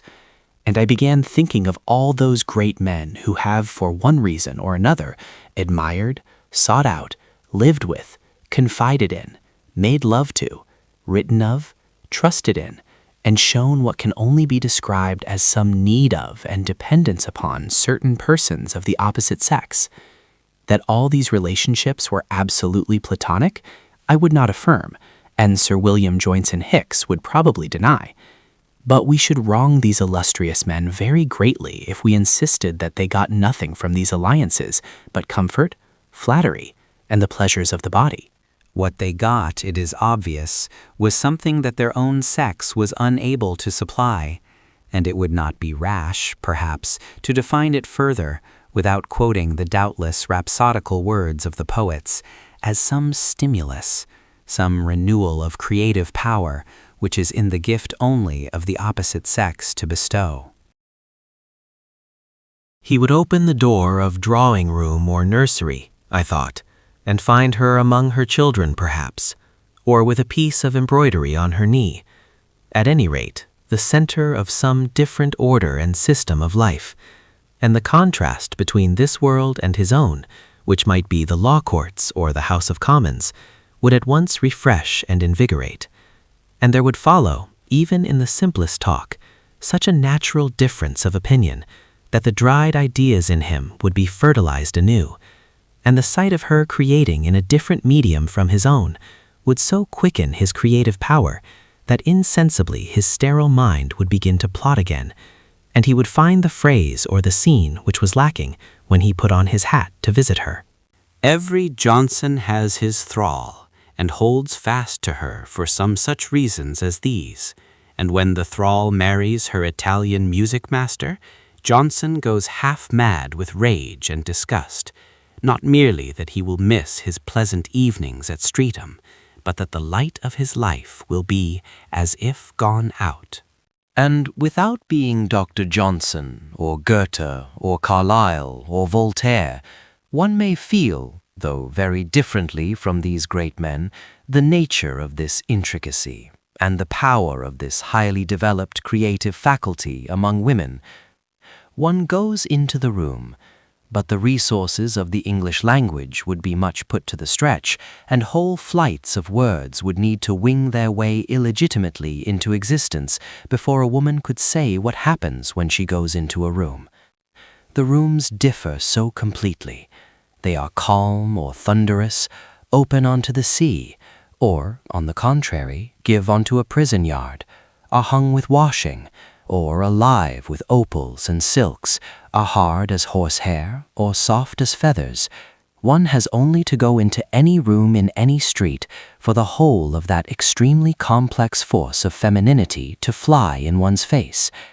How should it be otherwise? For women have sat indoors all these millions of years, so that by this time the very walls are permeated by their creative force, which has, indeed, so overcharged the capacity of bricks and mortar that it must needs harness itself to pens and brushes and business and politics.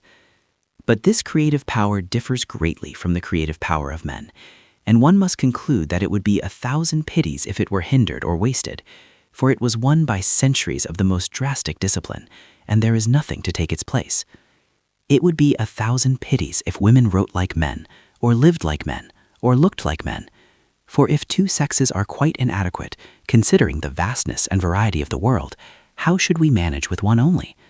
Ought not education to bring out and fortify the differences rather than the similarities?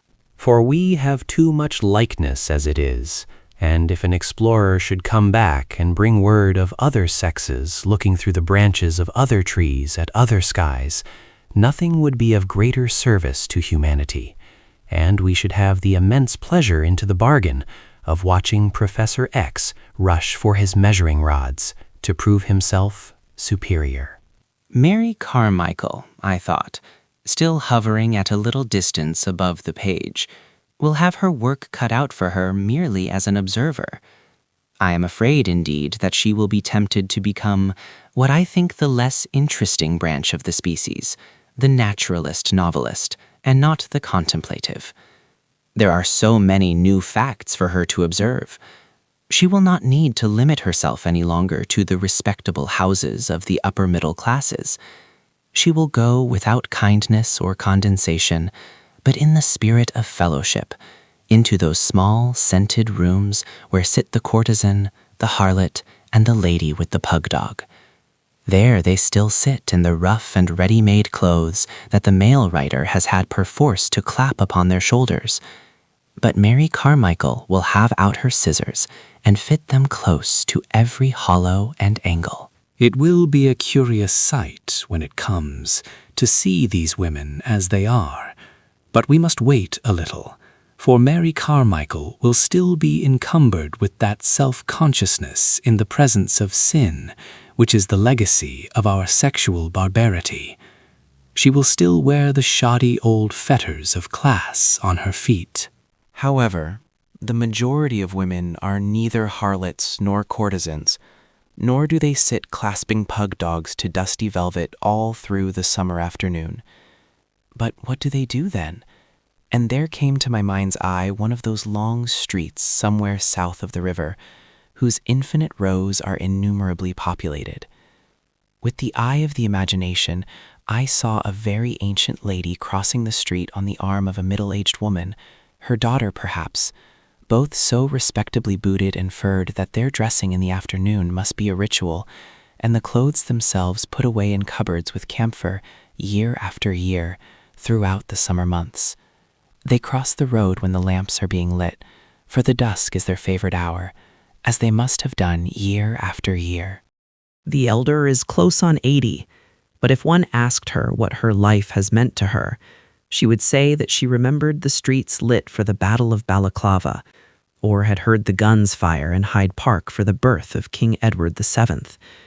And if one asked her, longing to pin down the moment with date and season, "But what were you doing on the 5th of April, 1868, or the 2nd of November, 1875?"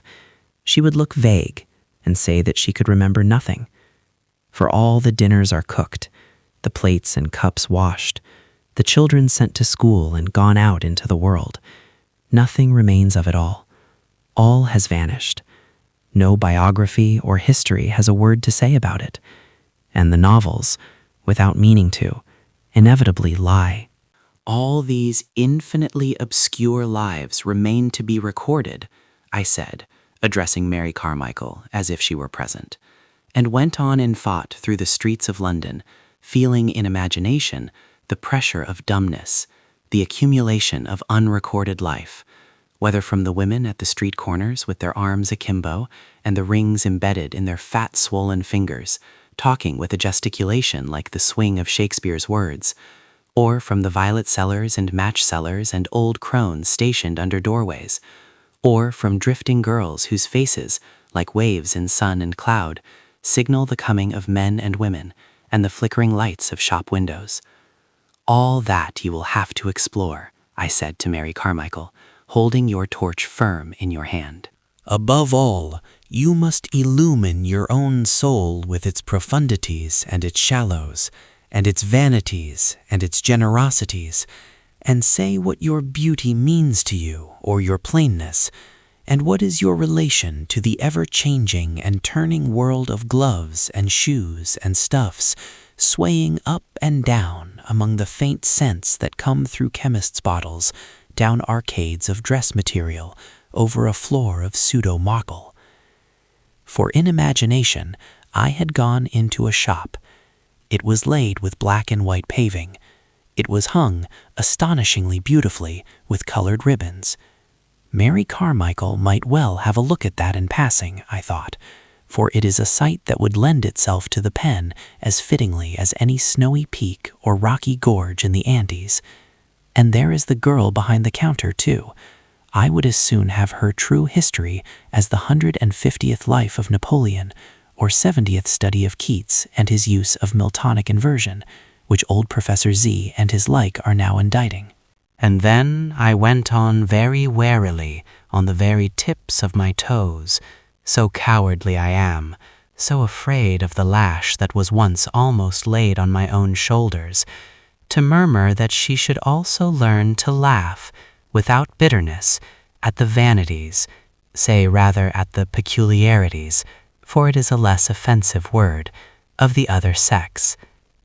For there is a spot the size of a shilling at the back of the head, which one can never see for oneself.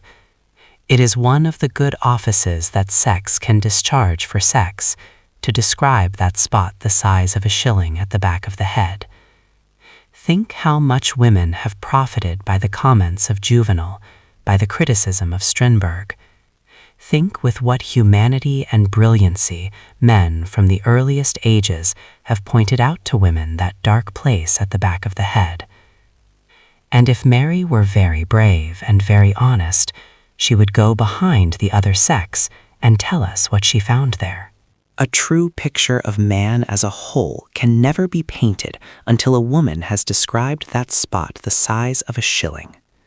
Mr. Woodhouse and Mr. Casaubon are spots of that size and nature. Not, of course, that anyone in their senses would counsel her to hold up to scorn and ridicule of set purpose. Literature shows the futility of what is written in that spirit. Be truthful, one would say, and the result is bound to be amazingly interesting. Comedy is bound to be enriched. New facts are bound to be discovered. However, it was high time to lower my eyes to the page again. It would be better, instead of speculating what Mary Carmichael might write and should write, to see what in fact Mary Carmichael did write. So I began to read again. I remembered that I had certain grievances against her. She had broken up Jane Austen's sentence, and thus given me no chance of pluming myself upon my impeccable taste, my fastidious ear. for it was useless to say, yes, yes, this is very nice, but Jane Austen wrote much better than you do, when I had to admit that there was no point of likeness between them. Then she had gone further and broken the sequence, the expected order. Perhaps she had done this unconsciously, merely giving things their natural order as a woman would if she wrote like a woman. But the effect was somehow baffling. One could not see a wave heaping itself, a crisis coming round the next corner. Therefore, I could not plume myself either upon the depths of my feelings and my profound knowledge of the human heart. For whenever I was about to feel the usual things in the usual places, about love, about death, the annoying creature twitched me away, as if the important point were just a little further on. And thus she made it impossible for me to roll out my sonorous phrases about elemental feelings, the common stuff of humanity, the depths of the human heart, and all those other phrases which support us in our belief that, however clever we may be on top, we are very serious, very profound, and very humane underneath. She made me feel, on the contrary, that instead of being serious and profound and humane, one might be, and the thought was far less seductive, merely lazy-minded and conventional into the bargain. But I read on and noted certain other facts. She was no genius, that was evident. She had nothing like the love of nature, the fiery imagination, the wild poetry, the brilliant wit, the brooding wisdom of her great predecessors, Lady Winchelsea, Charlotte Bronte, Emily Bronte, Jane Austen, and George Eliot. She could not write with the melody and the dignity of Dorothy Osborne. Indeed, she was no more than a clever girl, whose books will no doubt be pulped by the publishers in 10 years' time.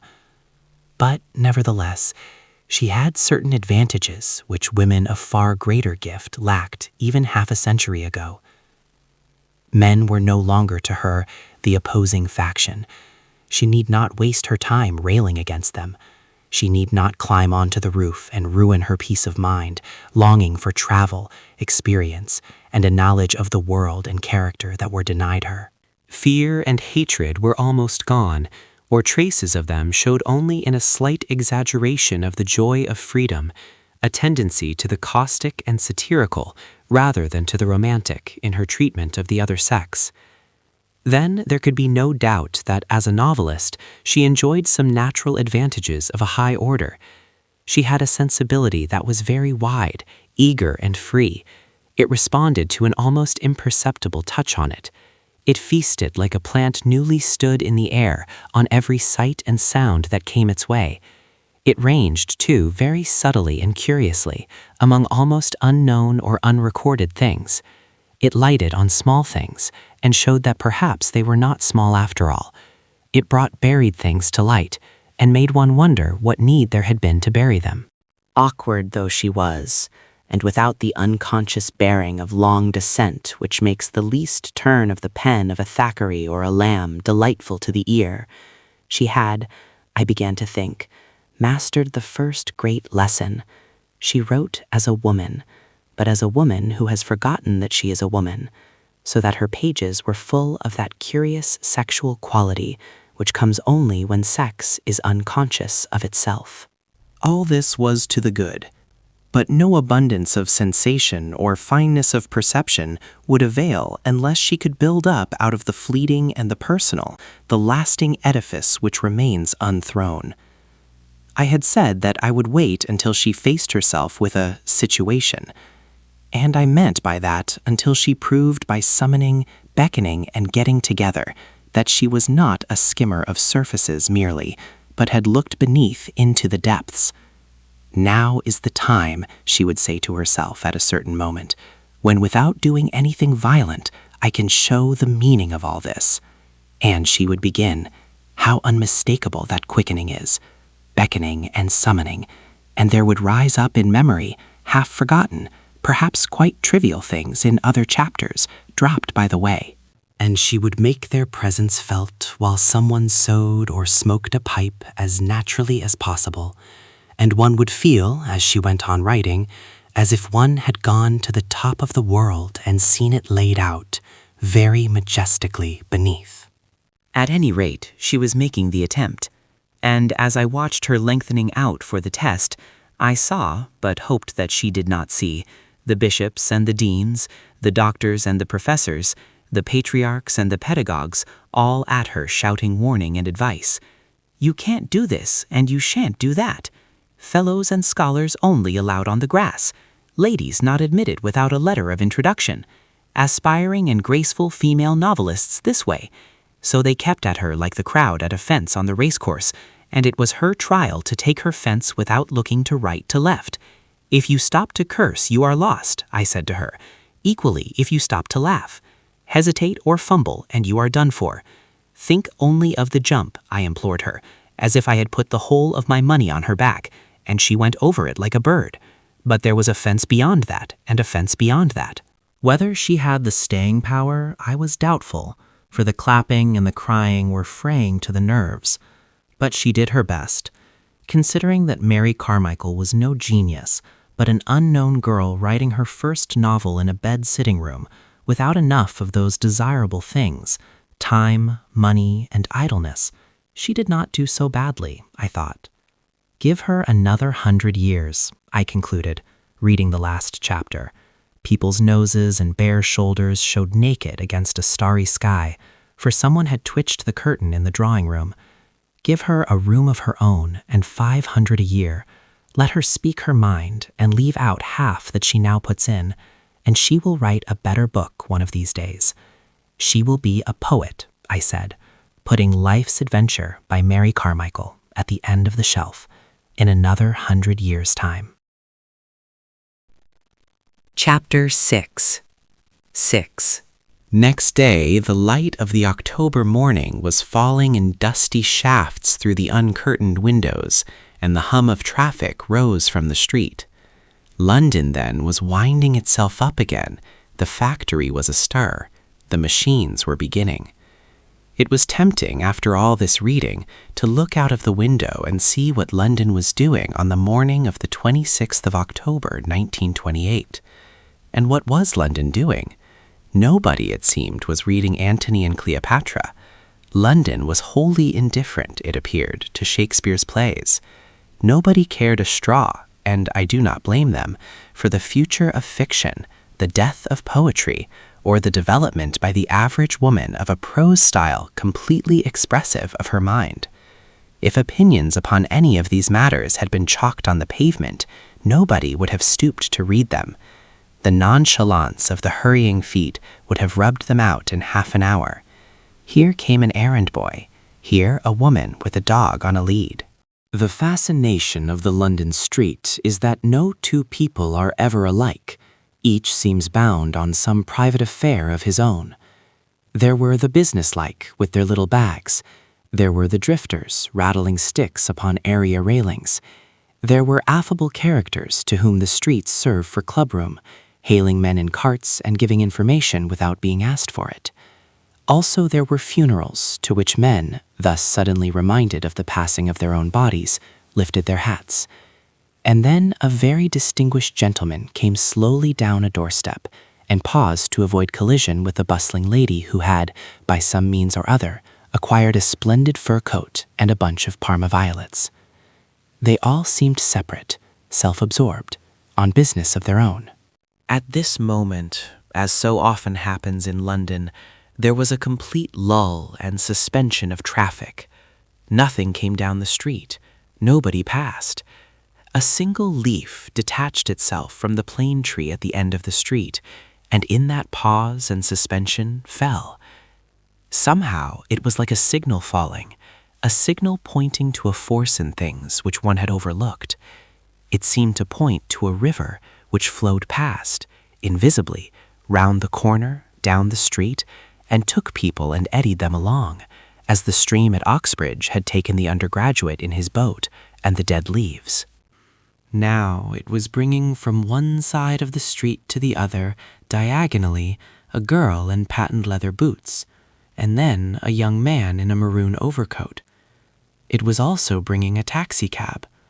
and it brought all three together at a point directly beneath my window, where the taxi stopped, and the girl and the young man stopped, and they got into the taxi, and then the cab glided off, as if it were swept on by the current elsewhere. The sight was ordinary enough.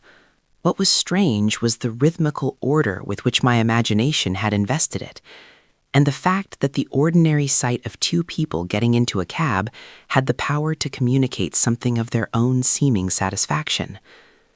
The sight of two people coming down the street and meeting at the corner seems to ease the mind of some strain, I thought, watching the taxi turn and make off. Perhaps to think, as I had been thinking these 2 days, of one sex as distinct from the other is an effort. It interferes with the unity of the mind. Now that effort had ceased, and that unity had been restored by seeing two people come together and get into a taxicab. The mind is certainly a very mysterious organ, I reflected, drawing my head in from the window, about which nothing whatever is known, though we depend upon it so completely. Why do I feel that there are severances and oppositions in the mind, as there are strains from obvious causes on the body? What does one mean by the unity of the mind? I pondered. For clearly the mind has so great a power of concentrating at any point at any moment that it seems to have no single state of being. It can separate itself from the people in the street, for example, and think of itself as apart from them, at an upper window looking down on them. Or it can think with other people spontaneously, as for instance in a crowd waiting to hear some piece of news read out. It can think back through its fathers or through its mothers, as I have said that a woman writing thinks back through her mothers. Again, if one is a woman, one is often surprised by a sudden splitting off of consciousness, say in walking down Whitehall, when from being the natural inheritor of that civilization, she becomes, on the contrary, outside of it, alien and critical. Clearly, the mind is always altering its focus and bringing the world into different perspectives. But some of these states of mind seem, even if adopted spontaneously, to be less comfortable than others. In order to keep oneself continuing in them, one is unconsciously holding something back, and gradually the repression becomes an effort. But there may be some state of mind in which one could continue without effort, because nothing is required to be held back. And this, perhaps, I thought, coming in from the window, is one of them. For certainly, when I saw the couple get into the taxicab, the mind felt as if after being divided, it had come together again in a natural fusion. The obvious reason would be that it is natural for the sexes to cooperate. One has a profound, if irrational, instinct in favor of the theory that the union of man and woman makes for the greatest satisfaction, the most complete happiness. But the sight of the two people getting into the taxi and the satisfaction it gave me made me also ask whether there are two sexes in the mind corresponding to the two sexes in the body, and whether they also require to be united in order to get complete satisfaction and happiness. And I went on amateurishly to sketch a plan of the soul, so that in each of us two powers preside, one male, one female, and in the man's brain the man predominates over the woman, and in the woman's brain the woman predominates over the man. The normal and comfortable state of being is that when the two live in harmony together, spiritually cooperating. If one is a man, still the woman part of his brain must have effect, and a woman also must have intercourse with the man in her. Coleridge perhaps meant this when he said that a great mind is androgynous. It is when this fusion takes place that the mind is fully fertilized and uses all its faculties. Perhaps a mind that is purely masculine cannot create, any more than a mind that is purely feminine, I thought. But it would be well to test what one meant by man-womanly, and conversely by woman-manly, by pausing and looking at a book or two. Coleridge certainly did not mean when he said that a great mind is androgynous, that it is a mind that has any special sympathy with women, a mind that takes up their cause or devotes itself to their interpretation. Perhaps the androgynous mind is less apt to make these distinctions than the single-sexed mind. He meant perhaps that the androgynous mind is resonant and porous, that it transmits emotion with impediment, that it is naturally creative, incandescent, and undivided. In fact, one goes back to Shakespeare's mind as the type of the androgynous, of the man-womanly mind, though it would be impossible to say what Shakespeare thought of women. And if it be true that it is one of the tokens of the fully developed mind that it does not think specially or separately of sex, how much harder it is to attain that condition now than ever before. Here I came to the books by living writers, and there paused, and wondered if this fact were not at the root of something that had long puzzled me. No age can ever have been as stridently sex-conscious as our own. Those innumerable books by men about women in the British Museum are a proof of it. The suffrage campaign was no doubt to blame. It must have roused in men an extraordinary desire for self-assertion. It must have made them lay an emphasis upon their own sex and its characteristics, which they would not have troubled to think about had they not been challenged. And when one is challenged, even by a few women in black bonnets, one retaliates, if one has never been challenged before, rather excessively. That perhaps accounts for some of the characteristics that I remember to have found here, I thought, taking down a new novel by Mr. A, who is in the prime of life and very well thought of, apparently, by the reviewers. I opened it. Indeed, it was delightful to read a man's writing again. It was so direct, so straightforward after the writing of women. It indicated such freedom of mind, such liberty of person, such confidence in himself. One had a sense of physical well-being in the presence of this well-nourished, well-educated, free mind, which had never been thwarted or opposed, but had had full liberty from birth to stretch itself in whatever way it liked. All this was admirable, but after reading a chapter or two, a shadow seemed to lie across the page. It was a straight dark bar, a shadow shaped something like the letter I. One began dodging this way and that to catch a glimpse of the landscape behind it. Whether that was indeed a tree or a woman walking, I was not quite sure. Back, one was always hailed to the letter I. One began to be tired of I. Not but what this I was a most respectable I, honest and logical, as hard as a nut, and polished for centuries by good teaching and good feeding. I respect and admire that I from the bottom of my heart. But here I turned a page or two looking for something or other. The worst of it is that in the shadow of the letter I, all is shapeless as mist. Is that a tree? No, it is a woman. But she has not a bone in her body, I thought, watching Phoebe, for that was her name, coming across the beach.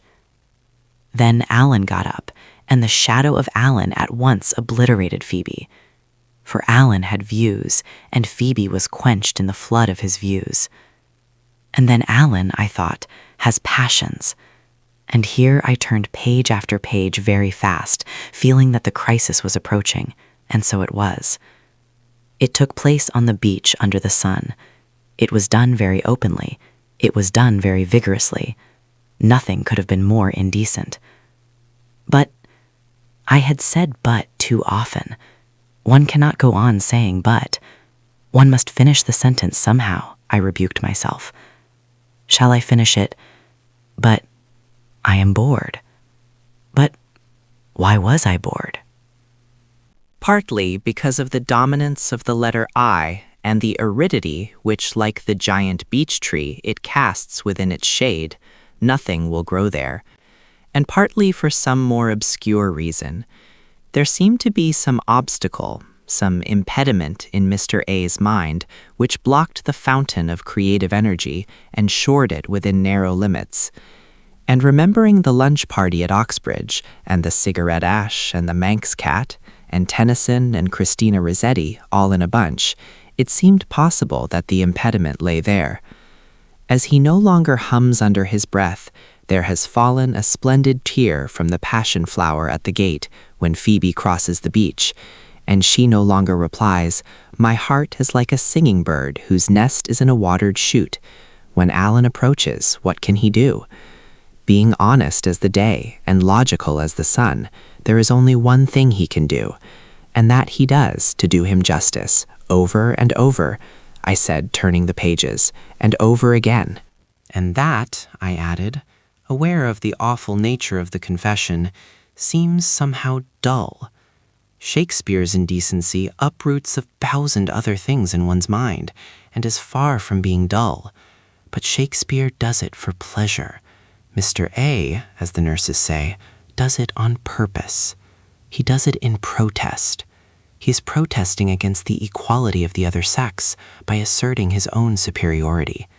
He is therefore impeded and inhibited and self-conscious, as Shakespeare might have been if he too had known Miss Clough and Miss Davies. Doubtless, Elizabethan literature would have been very different from what it is if the women's movement had begun in the 16th century and not in the 19th. What then it amounts to, if this theory of the two sides of the mind holds good, is that virility has now become self-conscious. Men, that is to say, are now writing only with the male side of their brains. It is a mistake for a woman to read them, for she will inevitably look for something that she will not find. It is the power of suggestion that one most misses, I thought, taking Mr. B, the critic, in my hand, and reading very carefully and very dutifully his remarks upon the art of poetry.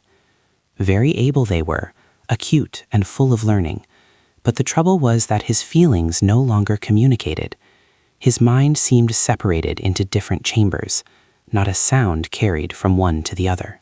Thus, when one takes a sentence of Mr. B into the mind, it falls plump to the ground, dead. But when one takes a sentence of Coleridge into the mind, it explodes and gives birth to all kinds of other ideas. And that is the only sort of writing of which one can say that it has the secret of perpetual life. But whatever the reason may be, it is a fact that one must deplore. For it means, here I had come to rows of books by Mr. Galsworthy and Mr. Kipling, that some of the finest works of our greatest living writers fall upon deaf ears.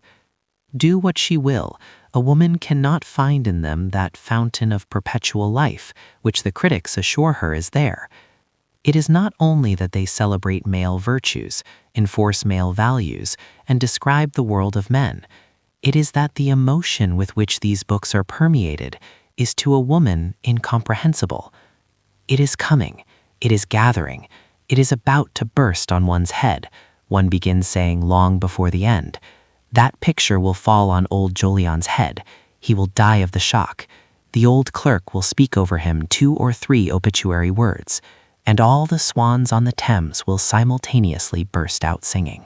But one will rush away before that happens and hide in the gooseberry bushes, for the emotion, which is so deep, so subtle, so symbolical to a man, moves a woman to wonder.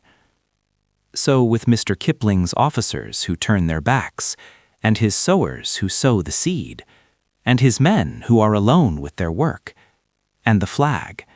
One blushes at all these capital letters as if one had been caught eavesdropping at some purely masculine orgy. The fact is that neither Mr. Galsworthy nor Mr. Kipling has a spark of the woman in him. Thus all their qualities seem to a woman, if one may generalize, crude and immature. They lack suggestive power. And when a book lacks suggestive power, however hard it hits the surface of the mind, it cannot penetrate within. And in that restless mood in which one takes books out and puts them back again without looking at them, I began to envisage an age to come of pure, of self-assertive virility, such as the letters of professors, take Sir Walter Raleigh's letters for instance, seem to forebode, and the rulers of Italy have already brought into being. For one can hardly fail to be impressed in Rome by the sense of unmitigated masculinity, and whatever the value of unmitigated masculinity upon the state, one may question the effect of it upon the art of poetry. At any rate, according to the newspapers, there is a certain anxiety about fiction in Italy. There has been a meeting of academicians whose object it is to develop the Italian novel. Men famous by birth or in finance, industry, or the fascist corporations came together the other day and discussed the matter, and a telegram was sent to the Duce expressing the hope that the fascist era would soon give birth to a poet worthy of it. We may all join in that pious hope, but it is doubtful whether poetry can come of an incubator. Poetry ought to have a mother as well as a father. The fascist poem, one may fear, will be a horrid little abortion, such as one sees in a glass jar in the museum of some county town. Such monsters never live long, it is said. One has never seen a prodigy of that sort cropping grass in a field. 2 heads on one body do not make for length of life. However, the blame for all this, if one is anxious to lay blame, rests no more upon one sex than upon the other. All seducers and reformers are responsible. Lady Besborough when she lied to Lord Granville, Miss Davies when she told the truth to Mr. Gregg. All who have brought about a state of sex consciousness are to blame, and it is they who drive me, when I want to stretch my faculties on a book, to seek it in that happy age, before Miss Davies and Miss Clough were born, when the writer used both sides of his mind equally. One must turn back to Shakespeare then, for Shakespeare was androgynous, and so were Keats and Sterne and Cowper and Lamb and Coleridge. Shelley perhaps was sexless. Milton and Ben Jonson had a dash too much of the male in them. So had Wordsworth and Tolstoy. In our time, Proust was wholly androgynous, if not perhaps a little too much of a woman.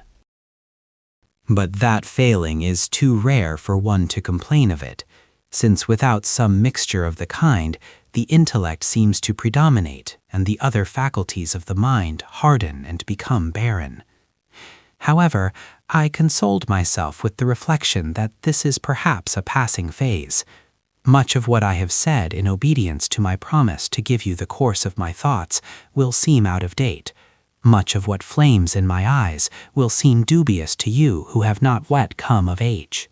Even so, the very first sentence that I would write here, I said, crossing over to the writing table and taking up the page headed Women and Fiction, is that it is fatal for anyone who writes to think of their sex.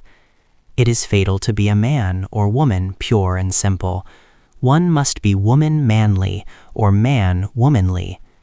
It is fatal for a woman to lay the least stress on any grievance, to plead even with justice any cause, in any way to speak consciously as a woman.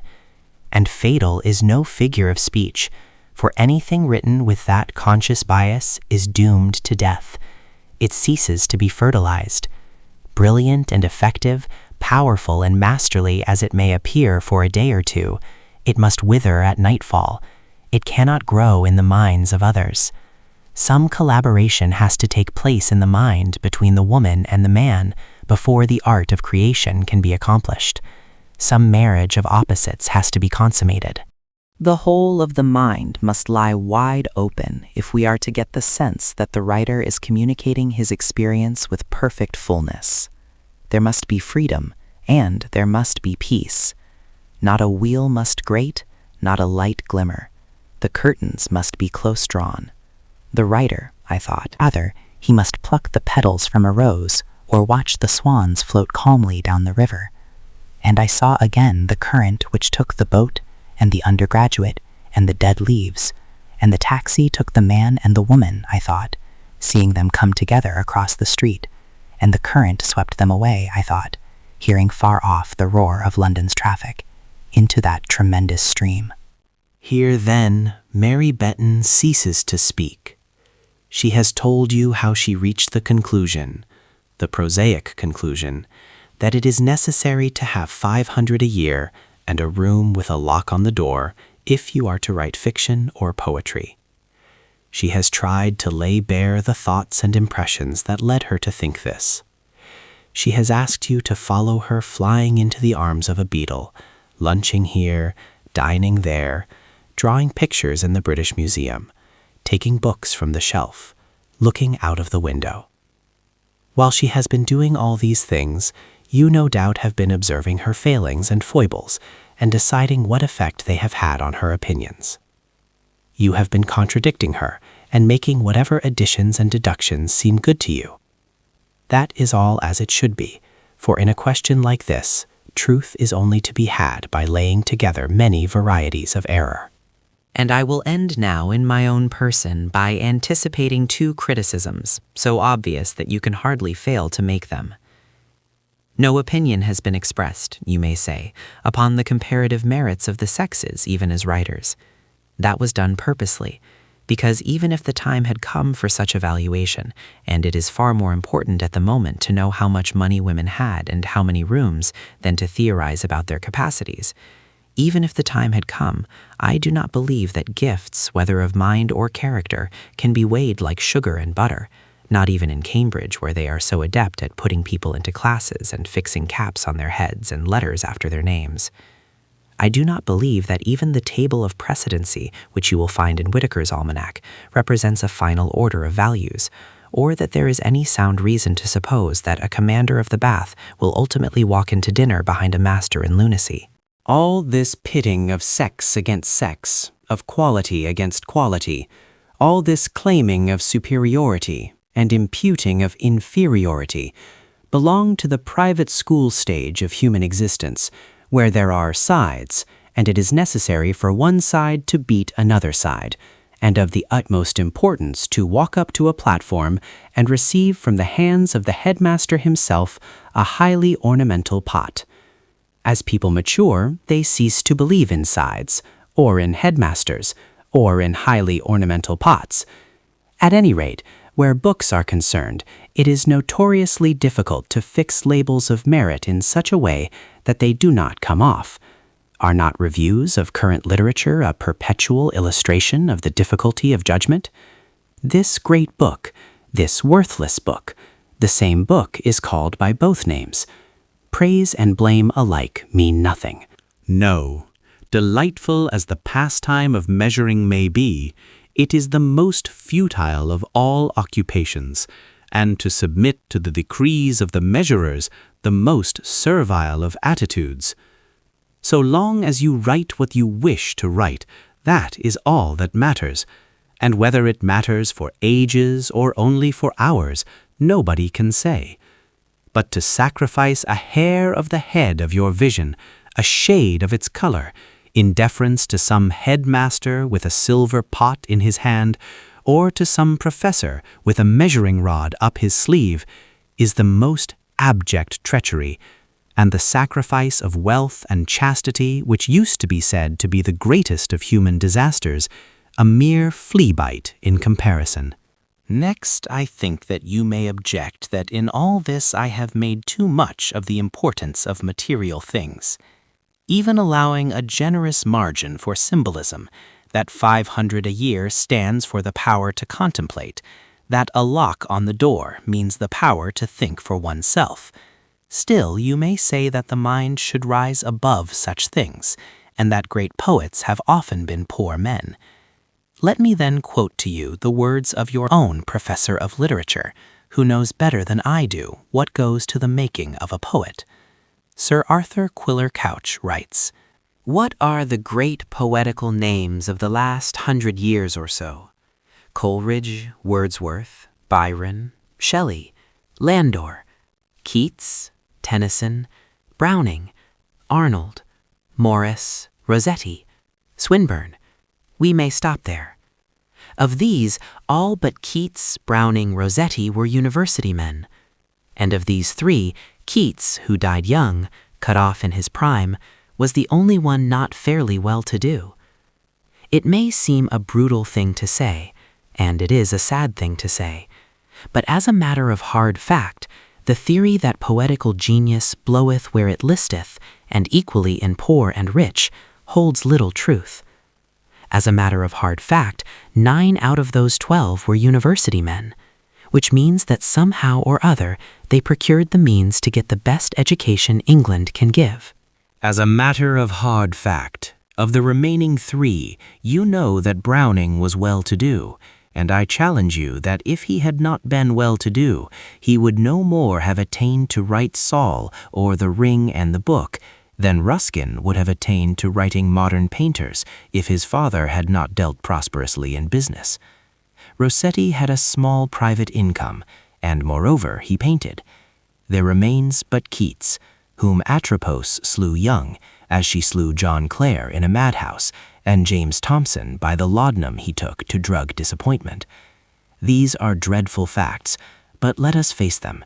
It is, however dishonoring to us as a nation, certain that by some fault in our commonwealth, the poor poet has not in these days, nor has had for 200 years, a dog's chance. Believe me, and I have spent a great part of 10 years in watching some 320 elementary schools. We may prate of democracy, but actually, a poor child in England has little more hope than had the son of an Athenian slave to be emancipated into that intellectual freedom of which great writings are born. Nobody could put the point more plainly. The poor poet has not in these days, nor has had for 200 years, a dog's chance. A poor child in England has little more hope than had the son of an Athenian slave to be emancipated into that intellectual freedom of which great writings are born. That is it. Intellectual freedom depends upon material things. Poetry depends upon intellectual freedom. And women have always been poor, not for 200 years merely, but from the beginning of time. Women have had less intellectual freedom than the sons of Athenian slaves. Women, then, have not had a dog's chance of writing poetry. That is why I have laid so much stress on money and a room of one's own. However, thanks to the toils of those obscure women in the past, of whom I wish we knew more, thanks, curiously enough, to 2 wars, the Crimean, which let Florence Nightingale out of her drawing room, and the European War, which opened the doors to the average woman some 60 years later, these evils are in the way to be bettered. Otherwise, you would not be here tonight, and your chance of earning £500 a year, precarious as I am afraid that it still is, would be minute in the extreme. Still, you may object. Why do you attach so much importance to this writing of books by women, when, according to you, it requires so much effort, leads perhaps to the murder of one's aunts, will make one almost certainly late for luncheon, and may bring one into very grave disputes with certain very good fellows? My motives, let me admit, are partly selfish. Like most uneducated English women, I like reading. I like reading books in the bulk. Lately, my diet has become a trifle monotonous. History is too much about wars, biography too much about great men.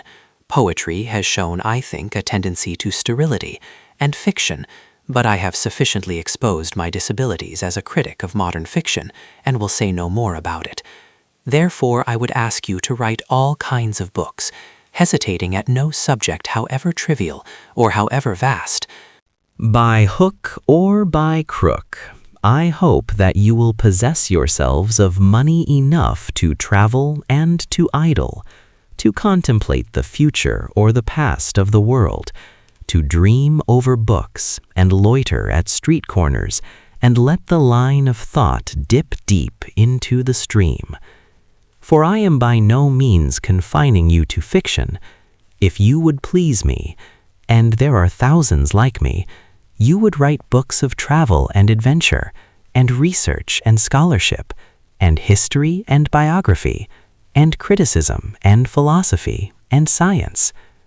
By so doing, you will certainly profit the art of fiction, for books have a way of influencing each other. Fiction will be much the better for standing cheek by jowl with poetry and philosophy. Moreover, if you consider any great figure of the past, like Sappho, like the Lady Murasaki, like Emily Bronte, you will find that she is an inheritor as well as an originator, and has come into existence because women have come to have the habit of writing naturally, so that even as a prelude to poetry, such activity on your part would be invaluable. But when I look back through these notes and criticize my own train of thought as I made them, I find that my motives were not altogether selfish. There runs through these comments and discursions the conviction, or is it the instinct, that good books are desirable, and that good writers, even if they show every variety of human depravity, are still good human beings. Thus, when I ask you to write more books, I am urging you to do what will be for your good and for the good of the world at large. How to justify this instinct or belief I do not know, for philosophic words, if one has not been educated at a university, are apt to play one false. What is meant by reality? It would seem to be something very erratic, very undependable, now to be found in a dusty road, now in a scrap of newspaper in the street, now a daffodil in the sun. It lights up a group in a room and stamps some casual saying. It overwhelms one walking home beneath the stars, and makes the silent world more real than the world of speech. And then there it is again, in an omnibus, in the uproar of Piccadilly. Sometimes, too, it seems to dwell in shapes too far away for us to discern what their nature is. But whatever it touches, it fixes and makes permanent. That is what remains over when the skin of the day has been cast into the hedge. That is what is left of past time and of our loves and hates.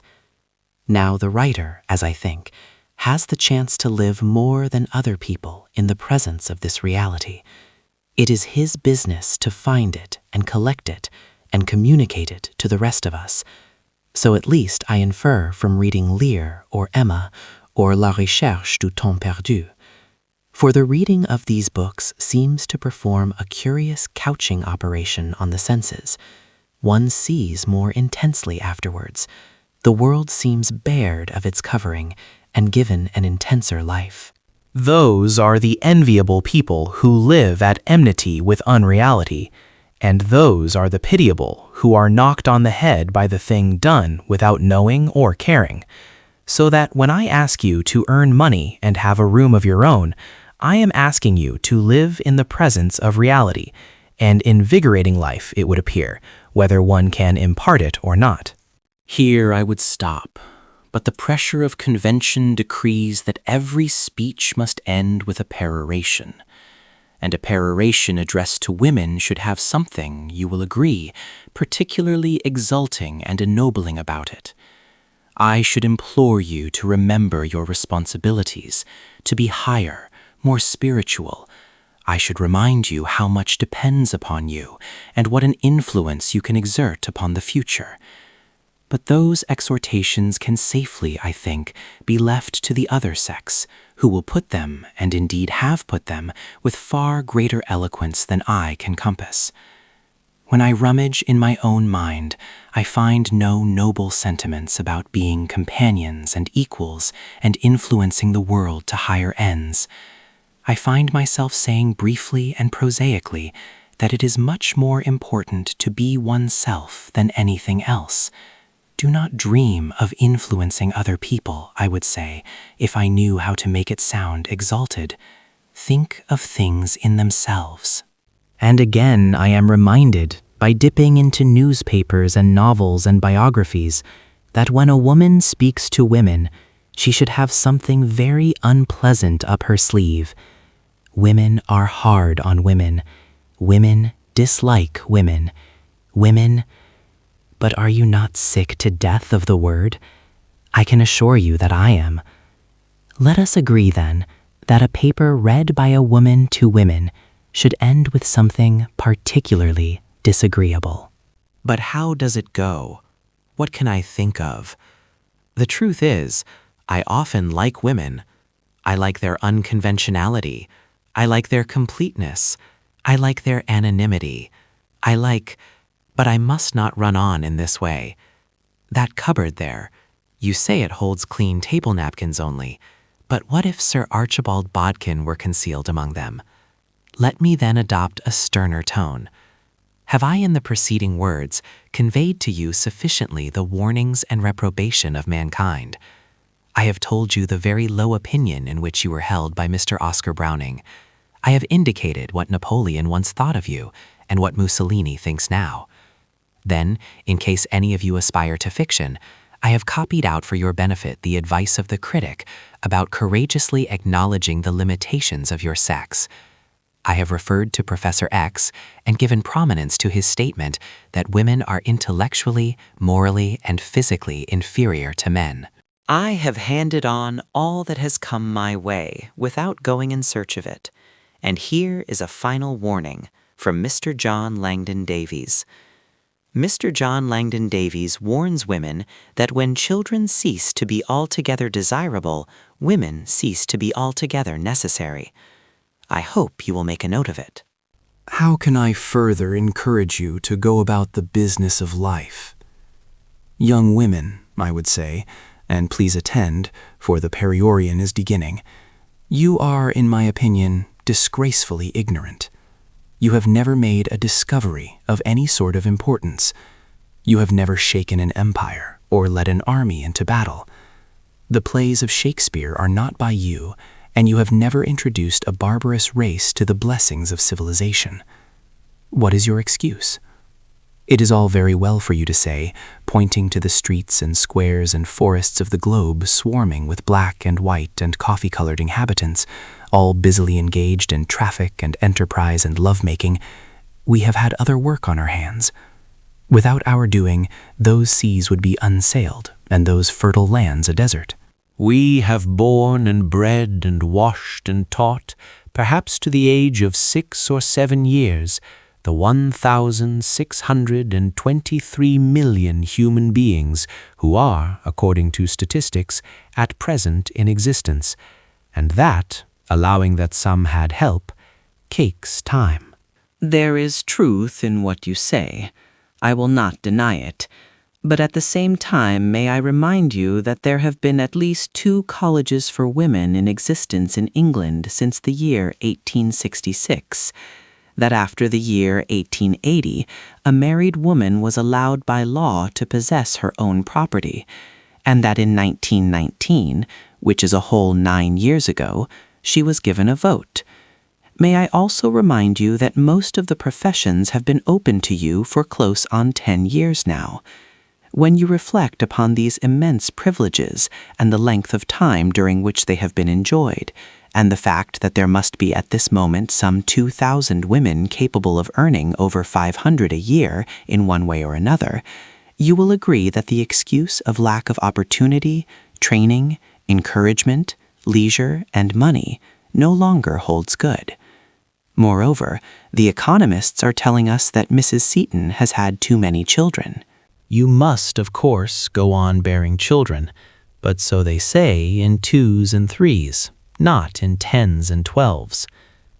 Thus, with some time on your hands and with some book learning in your brains, you have had enough of the other kind and are sent to college partly, I suspect, to be uneducated. Surely you should embark upon another stage of your very long, very laborious, and highly obscure career. 1,000 pens are ready to suggest what you should do and what effect you will have. My own suggestion is a little fantastic, I admit. I prefer, therefore, to put it in the form of fiction. I told you in the course of this paper that Shakespeare had a sister, but do not look for her in Sir Sidney Lee's Life of the Poet. She died young. Alas, she never wrote a word. She lies buried where the omnibuses now stop, opposite the Elephant and Castle. Now, my belief is that this poet, who never wrote a word and was buried at the crossroads, still lives.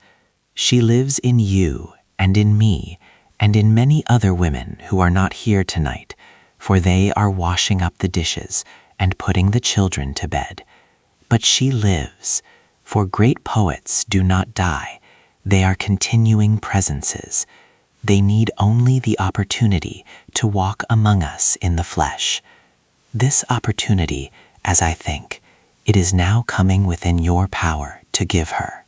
For my belief is that if we live another century or so, I am talking of the common life, which is the real life, and not of the little separate lives which we live as individuals, and have 500 a year each of us, and rooms of our own.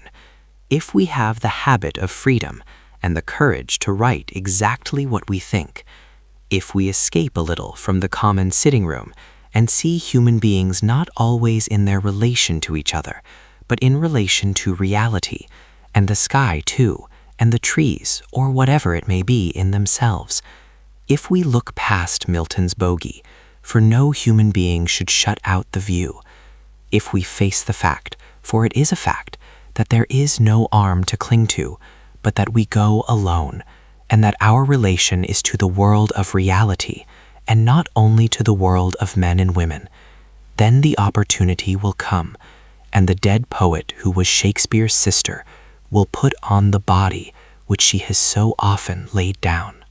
Drawing her life from the lives of the unknown who were her forerunners, as her brother did before her, she will be born. As for her coming without that preparation, without that effort on our part, without that determination, that when she is born again she shall find it possible to live and write her poetry, that we cannot expect, for that would be impossible. But I maintain that she would come if we worked for her, and that so to work, even in poverty and obscurity, is worthwhile.